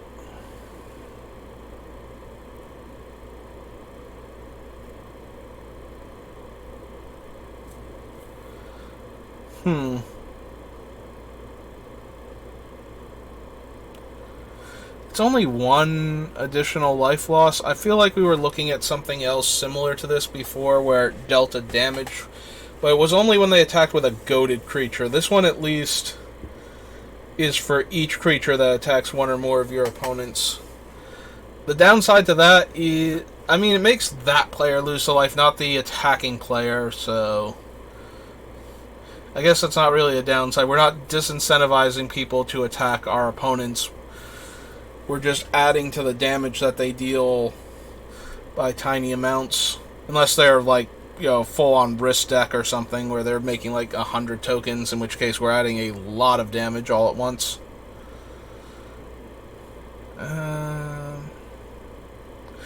If we give this out, though, and they attack us with any of their other creatures, we lose an additional life for each one of those creatures. I don't think he's particularly great when we have him. We're just going to move on, see if there's anything better. Cast down various castles.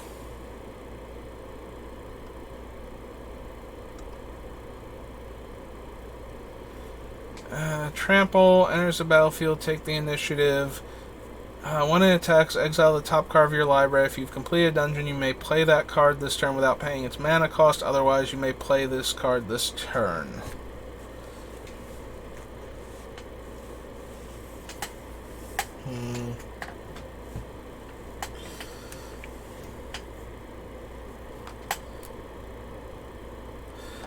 Hey. And... hey, it's another one of those things. Well, I just found another bot, so let's click on their name.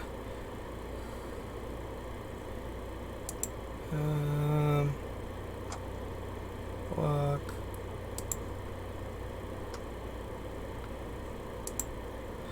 And then...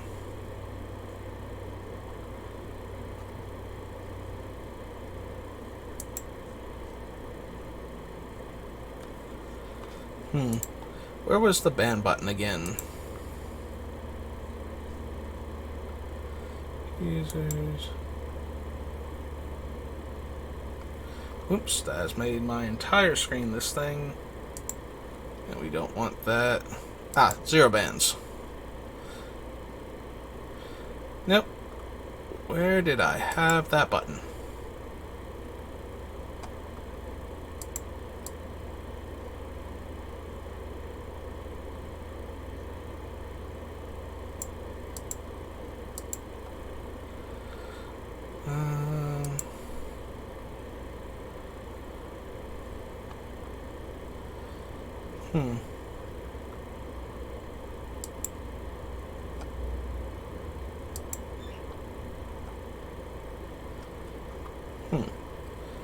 I did this before.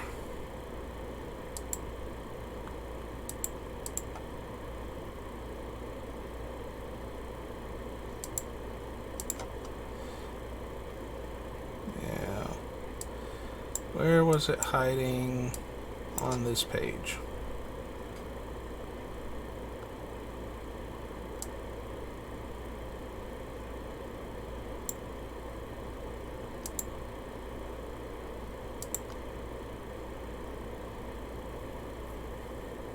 Okay. Can I ban them yet?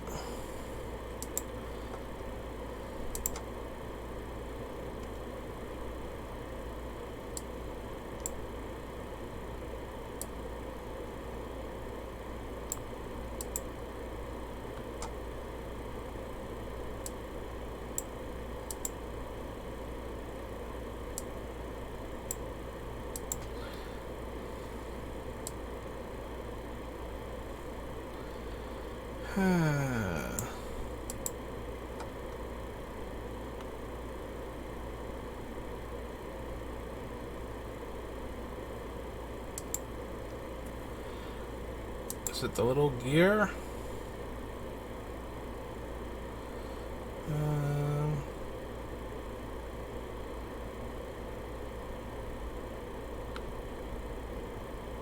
Manage moderation. How did I ban them the last time?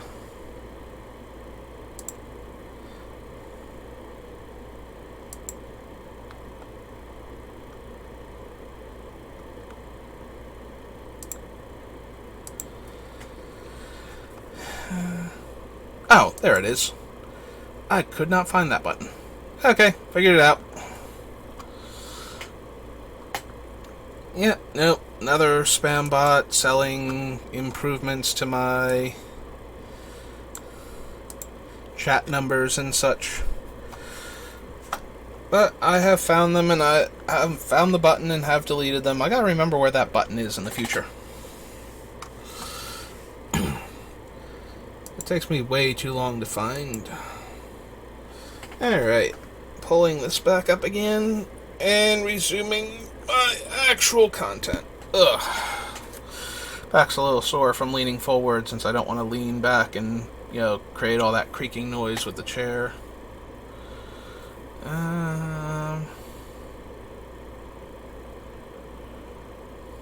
Yeah, we're looking at the Caves of Chaos Adventurer as one of the... There's 3 creatures in these colors. This one is probably the strongest. The black one is the creatures opponents control dying get exiled, which means if we give our opponents the creatures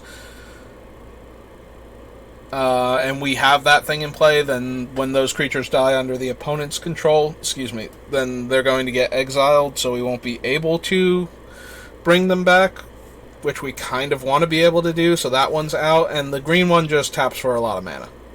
So this one is an actual card advantage engine, potentially. It's an attack trigger, so we will get it.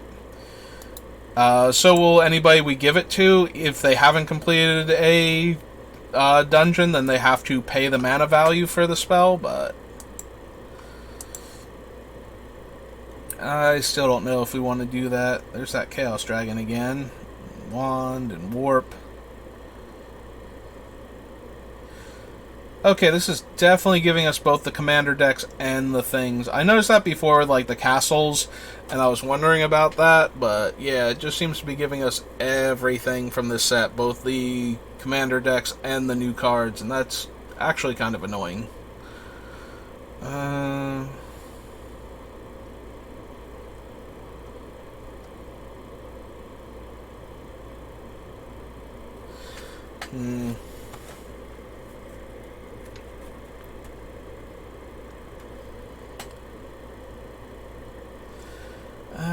Commander creatures you own have, at the beginning of your end step, if a creature card was put into your graveyard from anywhere this turn, create 2 tapped 1/1 green squirrel tokens. No. Has to be our end step too, so we can't even borrow the opponent's stuff that we gave them, borrow it back and sacrifice it for value, so no. One or more tokens enter the battlefield, gets a +1/+1 counter. Cloudkill can always kill our own commander if it's not buffed. Clockwork Foxes leaves the battlefield, you draw 2 cards and each opponent draws a card. That one's very friendly, probably too much of a group hug effect at that point. We want to make friends. We don't want everybody at the table to love us all the time. That's not really what our deck is doing. Even when it's trying to make friends, it doesn't want to be everybody's friend. It wants to be friends with, people that are falling behind. We give them creatures. We let them deal some damage. Give them, some minor upside, ability to gain some life, draw a card, something like that. And that's just giving everybody stuff. Creatures you own have menace, and this creature gets +X/+0, where X is the number of creature cards in your graveyard. I mean, we are trying to put creatures into our graveyard, but I don't think we need the commander to be huge. I do like the Death Touch and Indestructible, because that's letting it get through for damage a lot more. That's the one that turns it into a Lord of the Pit, and we do not want that, because the upkeep sacrifice is not optional, and if we don't have any other creatures, we lose our commander. So we're just going to not grab that one.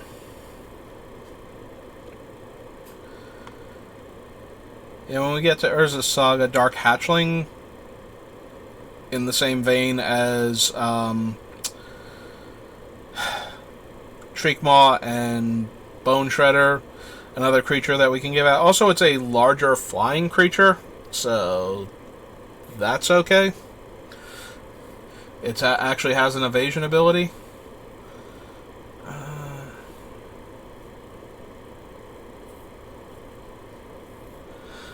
Whenever a creature an opponent controls attacks one or more of your opponents, double its power.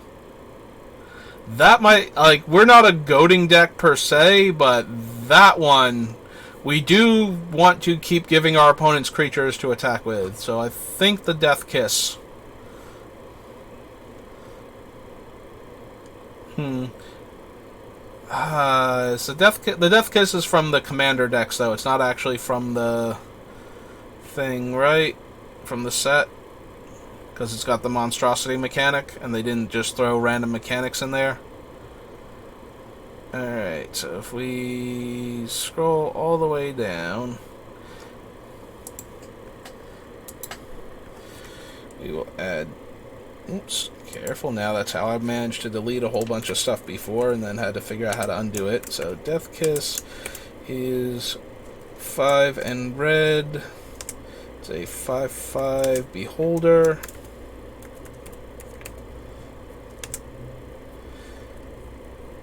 And when a creature in OP controls attacks an OP, double its power. XX red monstrosity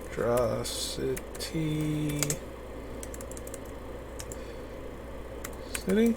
There we go. X, and when this becomes monstrous, goad X creatures. Up to X creatures.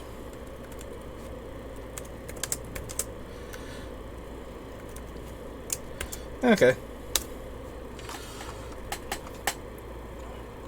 Yeah, that... Since we're going to be giving an opponent a goaded creature, theoretically, every turn that we can, giving them, like, actually doubling the power is way better than dealing 1 damage. Like, it turns anything we give out into a threat, so... each creature that blocked this turn gets -1/-1, and whenever one or more creatures you control become blocked, blocking creatures get -1/-1. Probably not. Descent is more of a deck that wants to deal a lot of damage quickly, something like my Mogus deck. Or I have a Jund deck built around from the previous Commander Legend set, Yurlok, the creature that re-enables mana burn, and giving opponents treasures. I mean, it doesn't actually give them more, like, they don't have to use the treasures for anything, so that's not super helping unless the treasures are adding more mana than they're supposed to. Then you can catch opponents overflowing on mana that way. But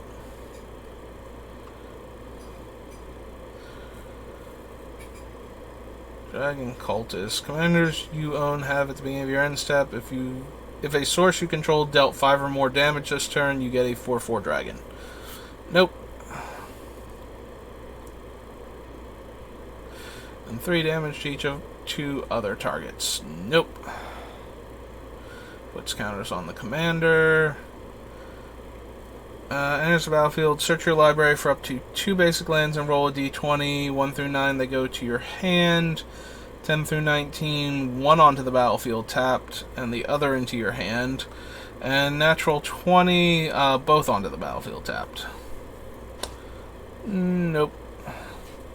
May mill 3, then return up to 1 creature card and up to 1 land from the graveyard to your hand.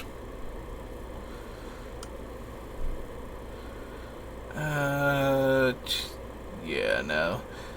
Gives you a whole bunch of minor benefits, but nothing we're actually trying to do, and nothing that we can do to the opponents or to help the opponents for either version of the deck. Look at the top 2 cards of your library. Exile a creature card from among them. Put the rest on the bottom of your library in any order. Oh, 4 cards, not 2 cards. In any order. For as long as the card remains exiled, you may cast it, and it has Undaunted. Not really helping what we're doing.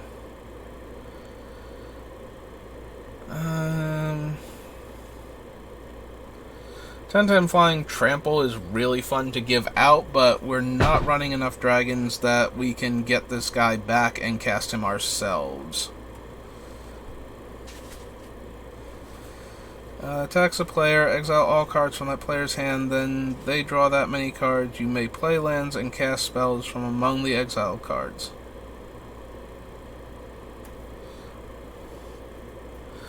For as long as they remain exiled. So if we give this to an opponent and they attack another opponent, they have access to that player's hand for the rest of the game, and even if they lose the Elder Brain. Again, probably not.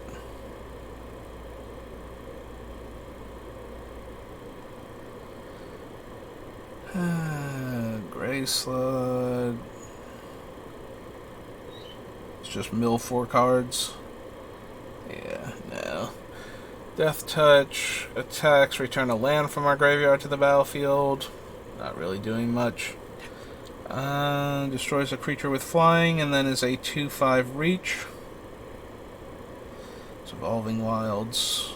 Alternate artwork. 2 basic land cards or gates, and take the initiative? No. Oh, this is his spell half listed separately. Okay. Whenever you cast a spell from exile or a land enters from exile, you get a wolf, and 1-tap discard a card. We're not casting things from exile, so that's way better. Can't go and prosper because it's missing one of his colors, I believe. I think he's only black-red. He might be black-red-blue, but yeah, the green's not letting them play together. But yeah, that's definitely more of a prosper style deck. Gain control of target creature you don't control. Oh, right, because they don't want to just give out Myriad to other things, like, say, this guy himself. That would be silly.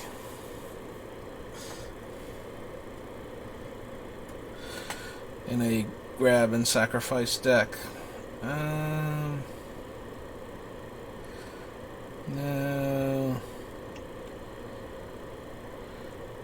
Oh, corpse counter. This thing has escape 5. No. Astral Hunter, another dragon enters the battlefield under your control. You get a treasure. Gate Colossus, no. Gensai Enforcers. Huh.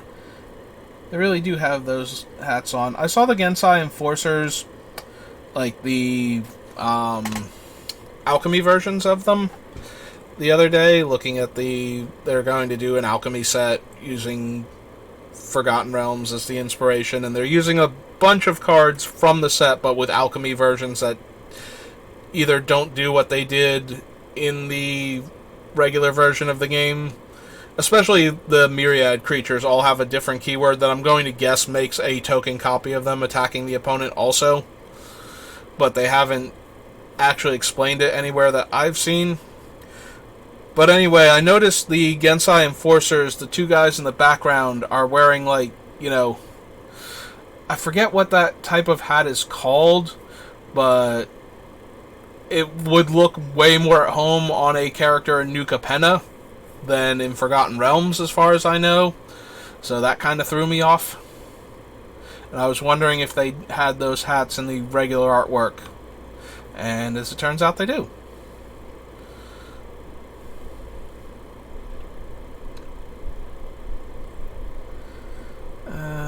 Destroy target enchantment an opponent controls. You lose life equal to its mana value. Creatures you control gain Death Touch.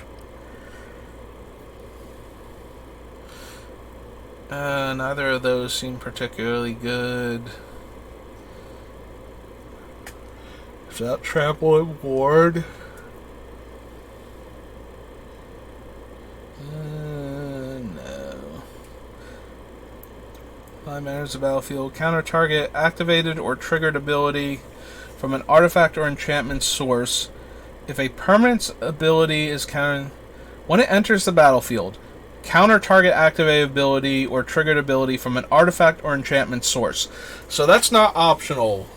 If we Beamtown Bullies this thing into play on the opponent's turn in response to the triggered ability or activated ability of an artifact or enchantment, even if it's one they control, this is going to go on the stack and then it's going to destroy the source of that effect.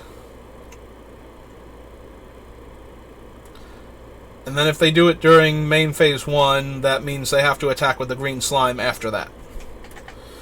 Okay. We're going to add that to the list then. Green slime is 2 green 2/2 ooze. Has flash, foretell for green, and ETB counter an activated or triggered ability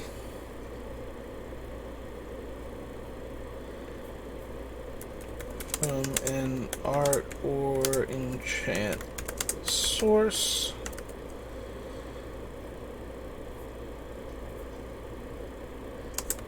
And destroy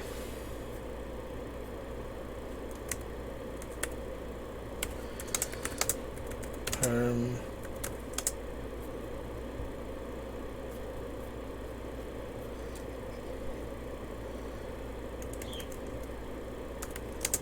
that created that ability. Enough.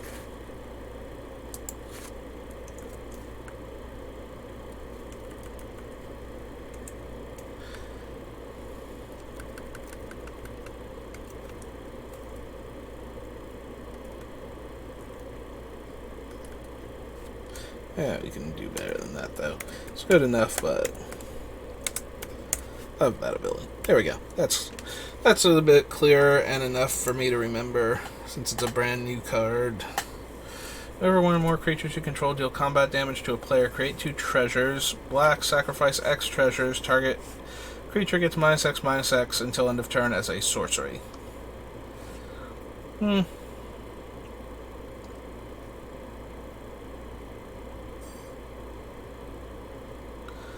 Commander creatures you own have, whenever this creature attacks a player, if no opponent has more life than that player, make 2 treasures. No. One Prowler dies. If it wasn't blocking, draw a card. Alternate artwork, Guilt Feeder. Whenever you attack, you may sacrifice another creature or an artifact. If you do, make a 4/1 tap Menace Skeleton. Attacking. So no. Turns tokens into bears.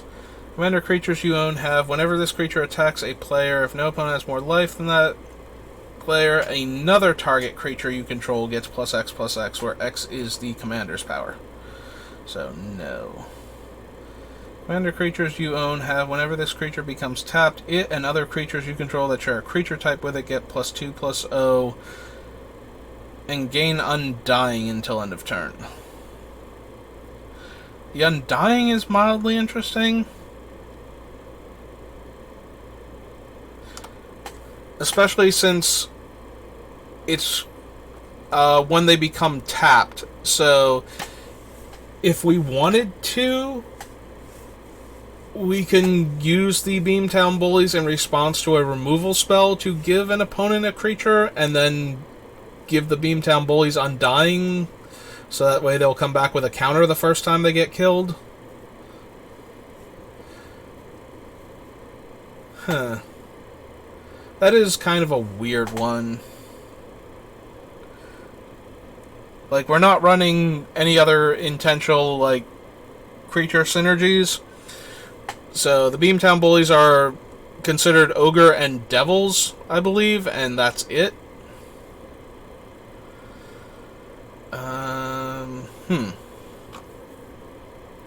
It's a mildly interesting ability, but probably still not good enough.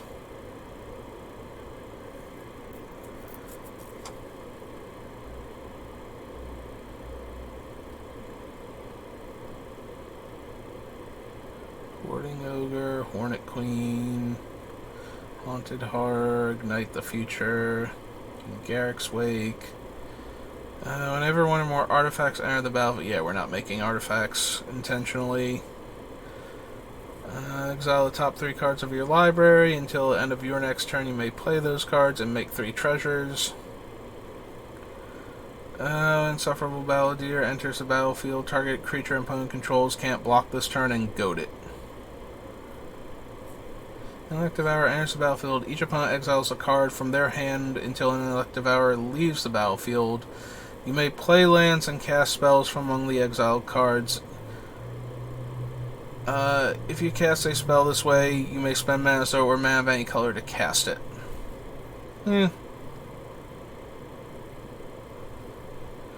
Roll a d20 for each player being attacked and ignore all but the highest roll. So if they low roll, it deals 4 damage to them. If they high roll but not max, then they deal damage to the defending player. And on a natural 20, deals damage equal to its power to each opponent. So if we give this out, and they don't... If they roll a 20, we take 4 damage. Unless this thing has, like, extra power, like, say, from our Death Kiss, then we would be taking 8 damage. But assuming that they don't roll a natural 20, either they're going to take the damage, or the player that they're being forced to attack with the Iron Mastiff is taking the damage. And these are on attack triggers, so it is a 4-mana 4/4 that we can block with safely, and that we could theoretically attack with. We would need to roll like 10 to 20 in order for it to not be bad for us to attack with. If they're attacking multiple players, they do get to roll more dice and use the best result, but...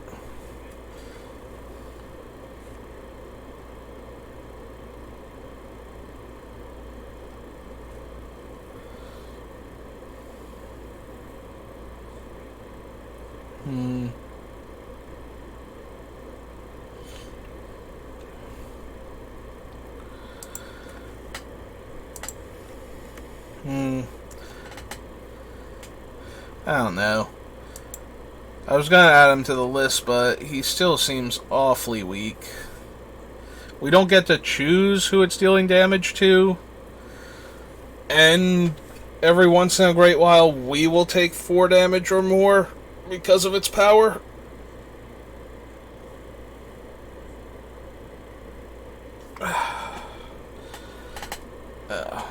Little stretch there. Yeah, I don't know.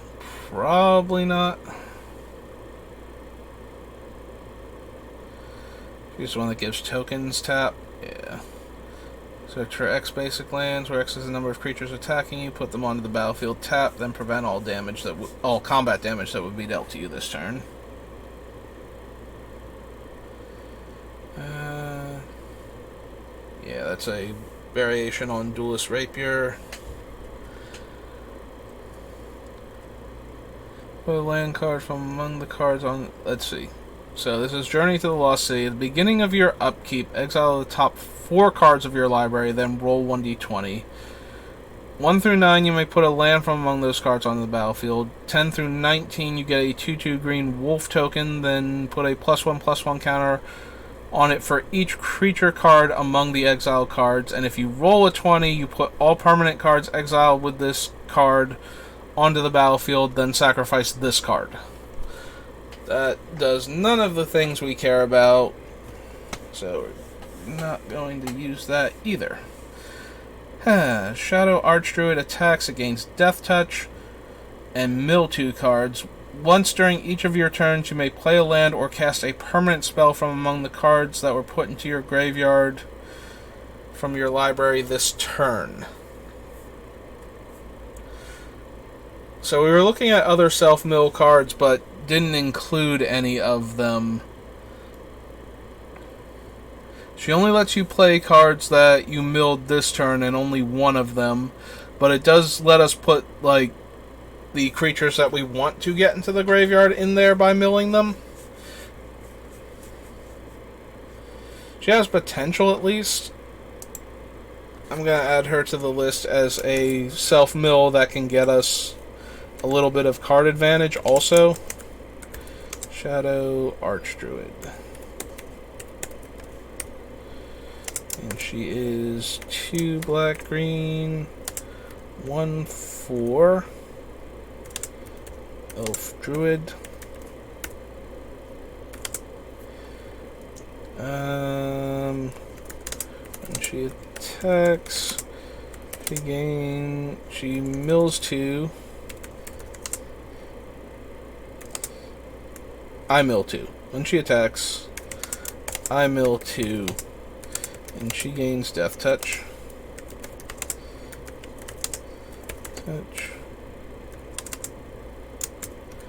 Once per turn, I can play a land. Does it have to be a permanent spell? Or cast a permanent spell? Play a land. Or cast a perm. That was milled.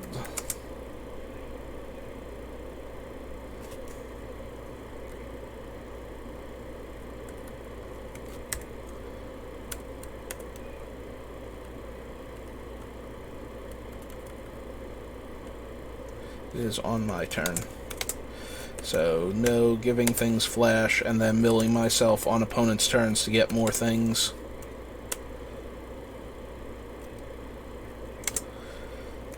This turn. Okay.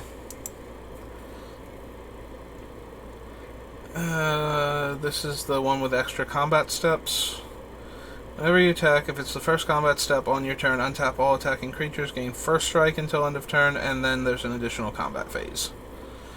Very powerful for limited. Could be an interesting deck on our own, but not anything we're doing. Let's go down his reach.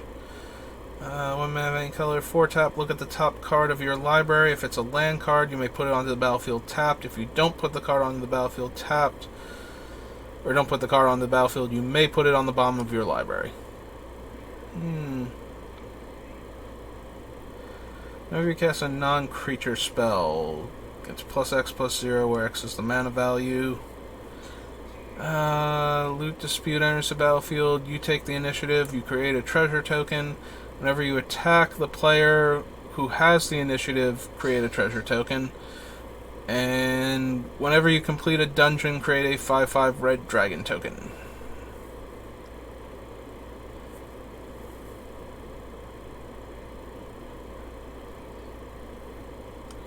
At the beginning of your end step, create a treasure token for each creature that died this turn. Beginning of my end step, so they have to die on my turn. Yeah, that's not.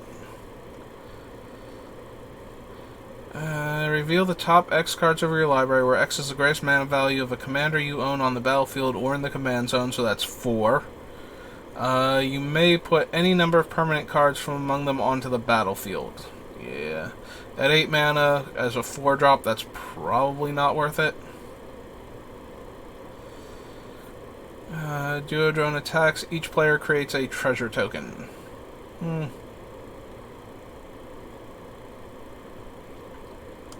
Squid Nexus, Master Chef. Commander creatures you own have this creature enters the battlefield with an additional +1/+1 counter, and other creatures you control enter the battlefield with an additional counter. Okay.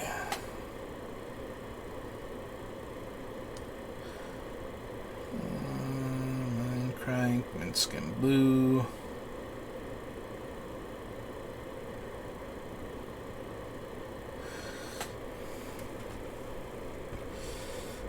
Life Trapping. Whenever a creature enters the battlefield, if it was cast, exile it, and then return all other permanent cards exiled with Mirror of Life Trapping to the battlefield under their owner's control. Also, it does owner's control. I was already, off it because they have to be cast, but... Mill 5 cards and return a creature card milled this way to your hand. Green 1, tap. You may put a creature card from your hand onto the battlefield.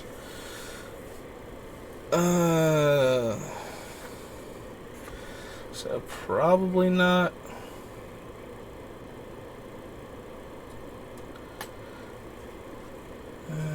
Prevent all damage that would be dealt to equipped creature as long as you have a full party, and then it gains abilities based on which party members you have. So we're not focused on any of that. And it's a battlefield. Destroy up to one target artifact or enchantment. Nope. Nah. Whenever you cast a spell from exile, copy it. You may choose new copies. If it's a permanent spell, the copy gains haste, and sacrifice this permanent at the beginning of the end step. Cascade, destroy an artifact or enchantment. No. That exiles players' graveyards, and it's a vehicle. Return Nemesis Phoenix from your graveyard to the battlefield tapped and attacking. Activate only during the declare attacker step and only if you're attacking two or more opponents, so no.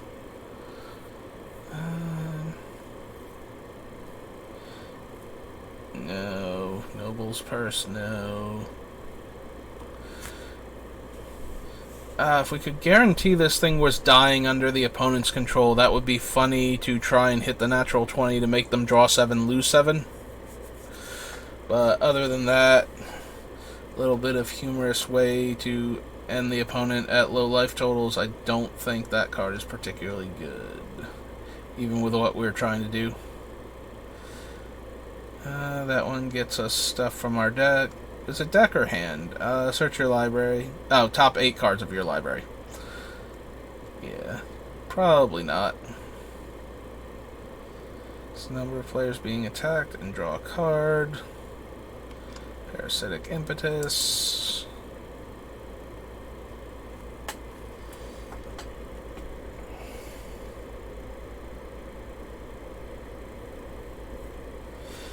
Beginning of your end step, if you have the initiative, this gets a +1/+1 counter. Background. Commander creatures you own have, whenever you cast a spell from exile, this creature deals damage equal to that spell's mana value to target opponent. Seems really good for not us. Oh, here we go. The seal is one of those things that can untap the Beamtown Bullies. So, Patriarch's Seal. Trier Seal. A3 art. Any color. Or one tap, untap. Target legendary creature. I control. Okay. The battlefield or dies make a treasure. Yeah, we can probably do better than that.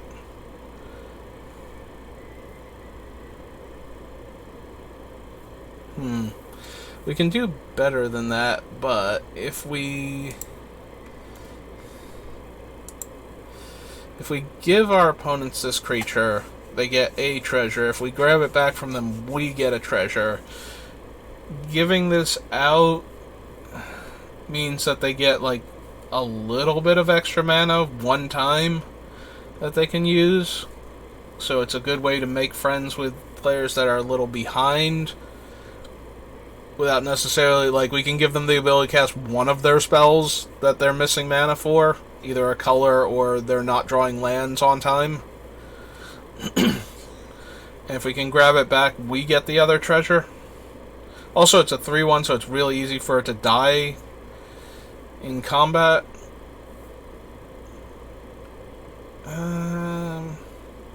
Maybe.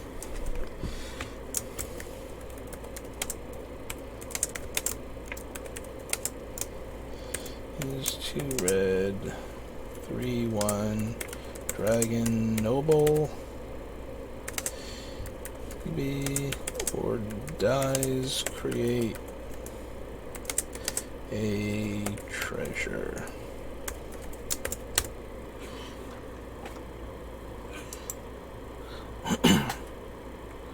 Pilgrim's Eye, Plague Spitter, Poison. Whenever commander creatures you control have, whenever one or more of your creatures deal combat damage to a player, go target creature that player controls. Not, again, not really what we're doing.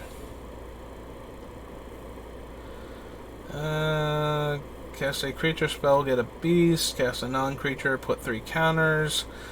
Play a land, gain 3 life. Nope.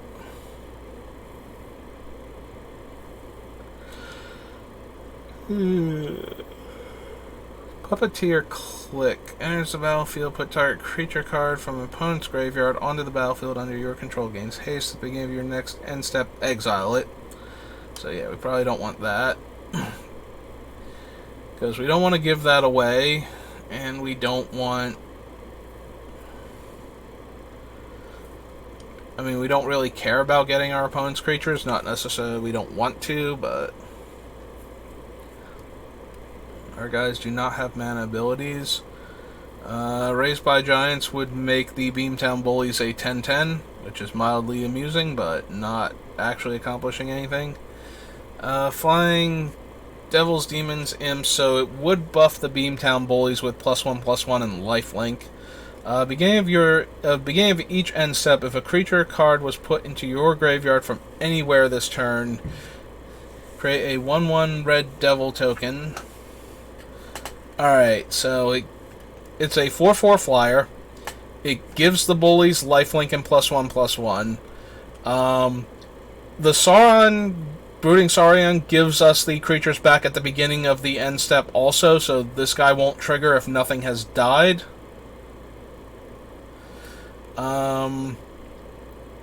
So we're less likely to get the Devil token.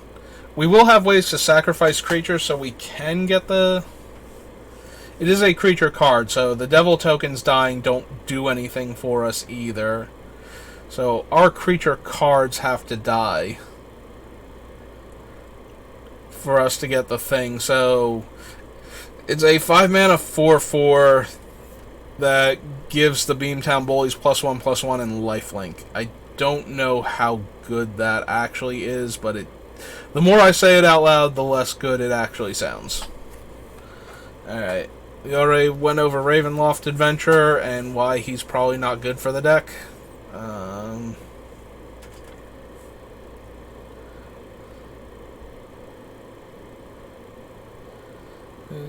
Rather than pay the mana cost for a creature spell you cast from exile. That's not what we're doing. You say we can't give out. Also, it kills the Bullies without killing like everything on the table. Yeah.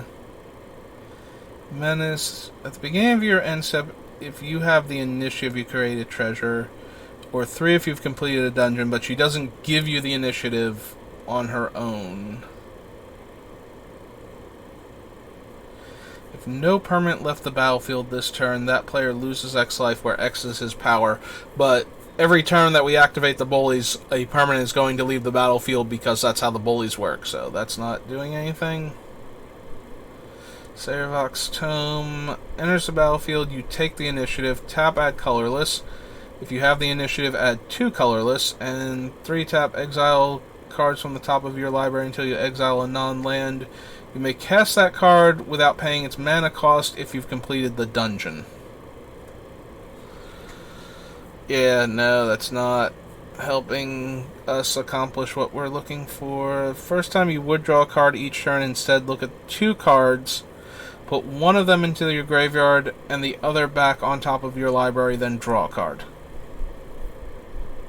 That's only the first time you draw each turn, and you have to have the Bullies in play to do that. I would be a lot more interested in that if it was every time you would draw a card. Black 1, tap, sacrifice another creature, draw X cards, where X is that creature's power.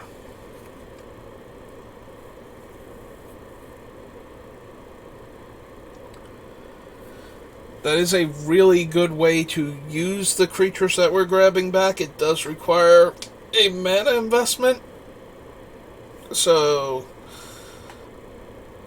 if we're grabbing stuff back with Homeward Path, we're down a mana, I guess. So that's not that big a deal.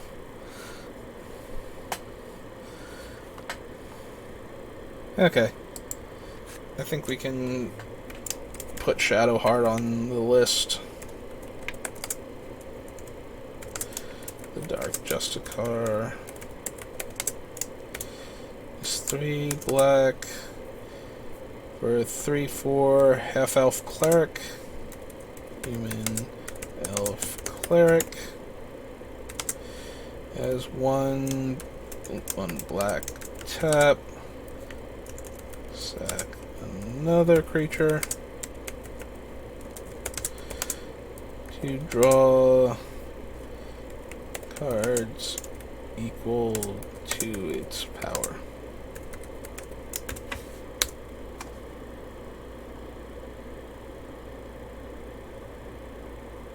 Oh. Apparently. So is it pronounced Justicar or Justiciar? I always thought it was Justicar, but I never noticed the I there before.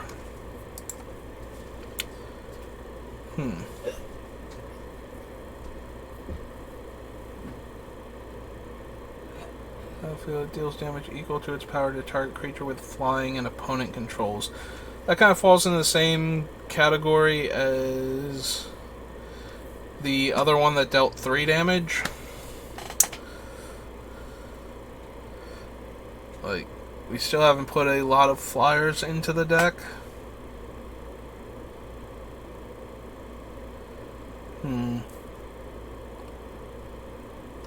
Alright, I'm going to put this on the list for the same reason we put the 3 damage one on there, but we will probably use this one, actually, over that one. I don't think both of them are making it into the deck. These 2 and a green elf ranger. It has star power and 2 toughness. Reach. ETB deals damage to a flyer equal to its power. Power based on creatures I control. I don't know why I wrote that out instead of using the equal sign. I bounce back and forth all over the place on how I shorthand everything, just so long as I know what it does when I'm looking at it.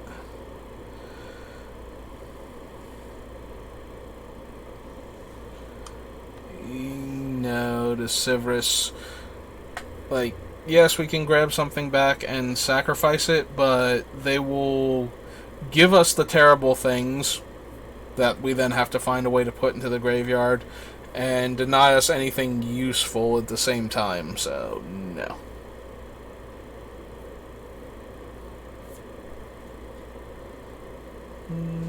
No Skullwinder still has Unearth 1 in a black. Nope. Target creature and goad each creature that had double strike counter put on it this way, and overloads for 7.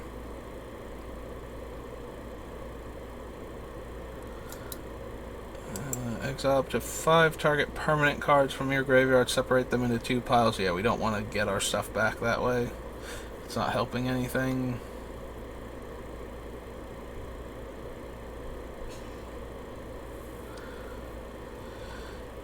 Defender, take the initiative, and tap target creature gains menace.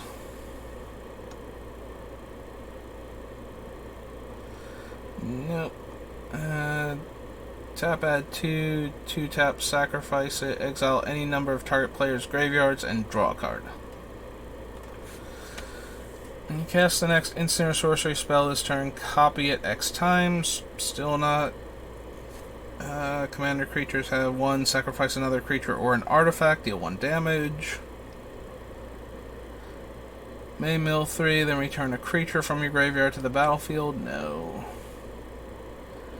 Enters the battlefield, make a treasure. When you attack, you may sacrifice one or more treasures. When you do up to that many, target creatures gain double strike. Nope. Target creature you control gains double strike until end of turn. Whenever equipped creature attacks, double its power until end of turn. If it was not target creature you control, that would give us another Temur Battle Rage type effect we could give out.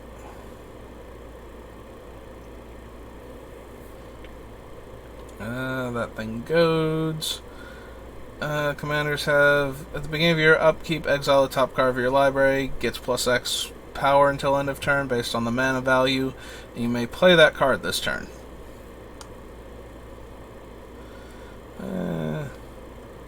We still have one more page. We're still in the T's too, so there might be a bunch of cards. Then again, we do have all of the commander card, like the commander deck cards too. That's not helping at all.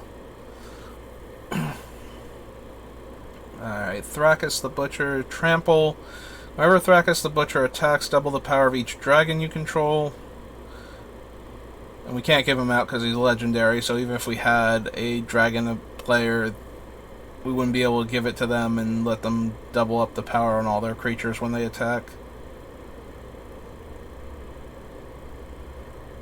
Topaz Dragon, no. Trailblazer's Torch, Traverse the Outlands. It's basic land cards where X is the greatest power among creatures you control. Put them on the battlefield tapped and shuffle. Chulon, power equal number of creatures that share a creature type with it. At the beginning of your end step, exile up to one target creature card from an opponent's graveyard. If you do, create a token copy of it. Yeah, it's not doing anything.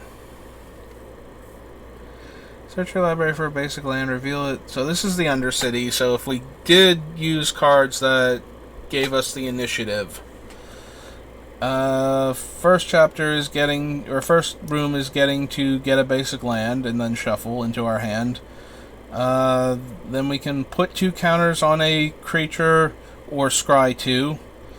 If we go for counters, the next room we can go to is make target player lose 5 life. If we go scry, we can get a treasure token, and through either of them we can goad target creature. Staying on the left for goading or trap is draw a card. Staying on the right for making a treasure or goading is make a 4/1 Menace Skeleton. And then the Throne of the Dead 3.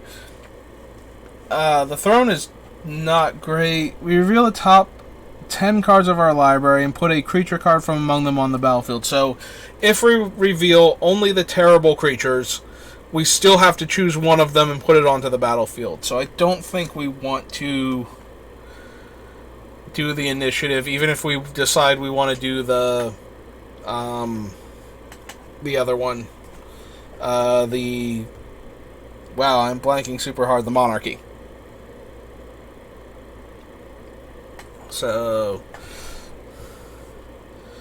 there's the Undermountain Adventure.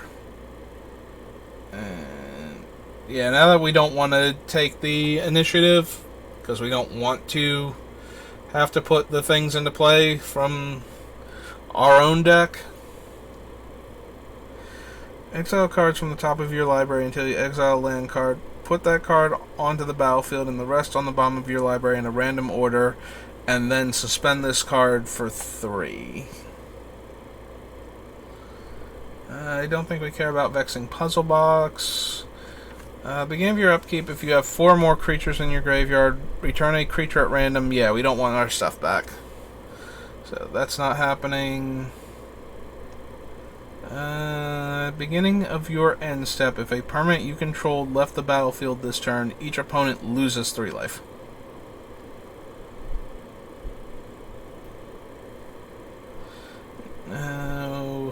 No. Still no. Warehouse Thief, 2-tap, sack an artifact or creature, exile the top card of your library until end of your next turn. You may play that card.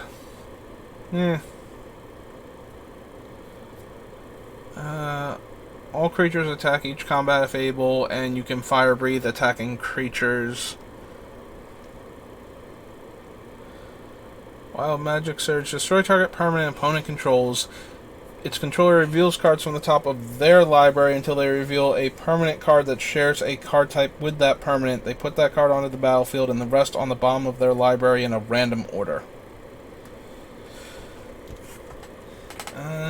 First spell you cast from exile each turn has Cascade. There's Wilson. I honestly thought Wilson had like a pipe at first. Apparently he's got like a potion that gives off a visible mist when it's open.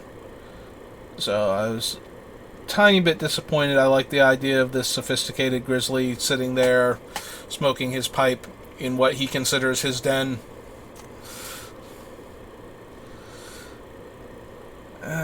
If you would... Oh, he's the one that rolls extra dice. And roll one or more dice, put a counter on him. And this is the bad but lower casting cost Wild Ricochet effect. Prevent all combat damage to be dealt to you and creatures you control this turn, or target creature gets +5/+5 indestructible, and all creatures able to block that creature this turn do so. Eh.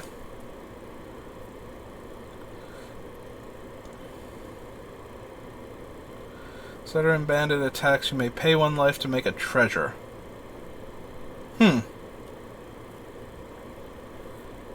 That might be better than Patron of the Arts as a thing to give out, because then the player takes damage. But then we don't get to make the treasure also. Zentarim. Bandit. It's 1 black, 2/1 Halfling Rogue.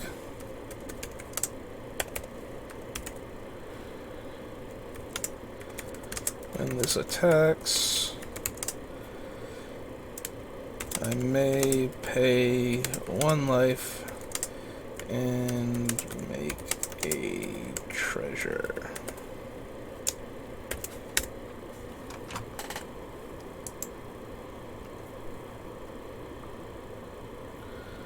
Okay.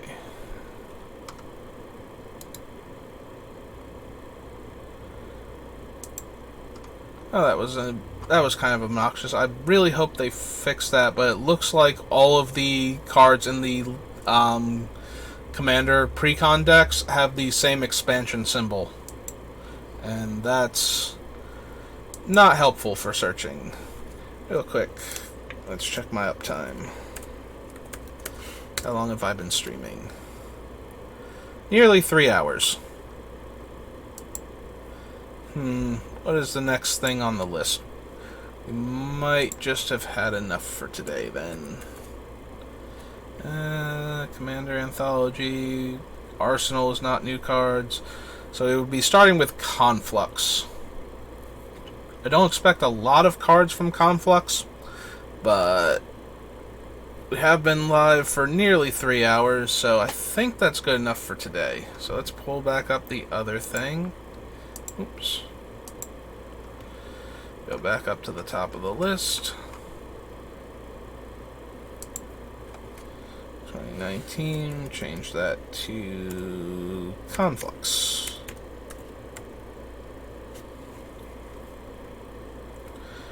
Hit save.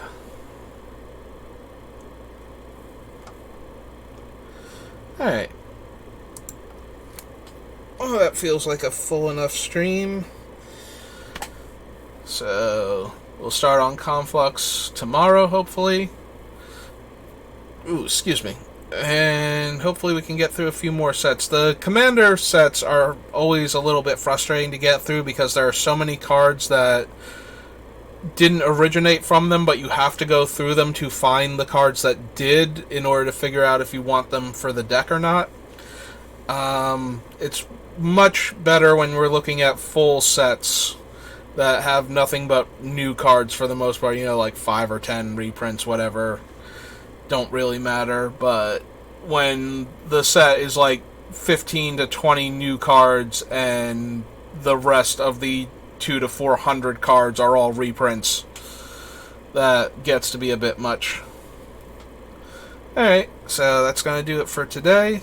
Hopefully I will see you all tomorrow, and by you all, I mean anyone who is watching this archive, since nobody stopped by again except for a few bots, one of which I had to ban. Alright, well, see you next time, and thanks for watching.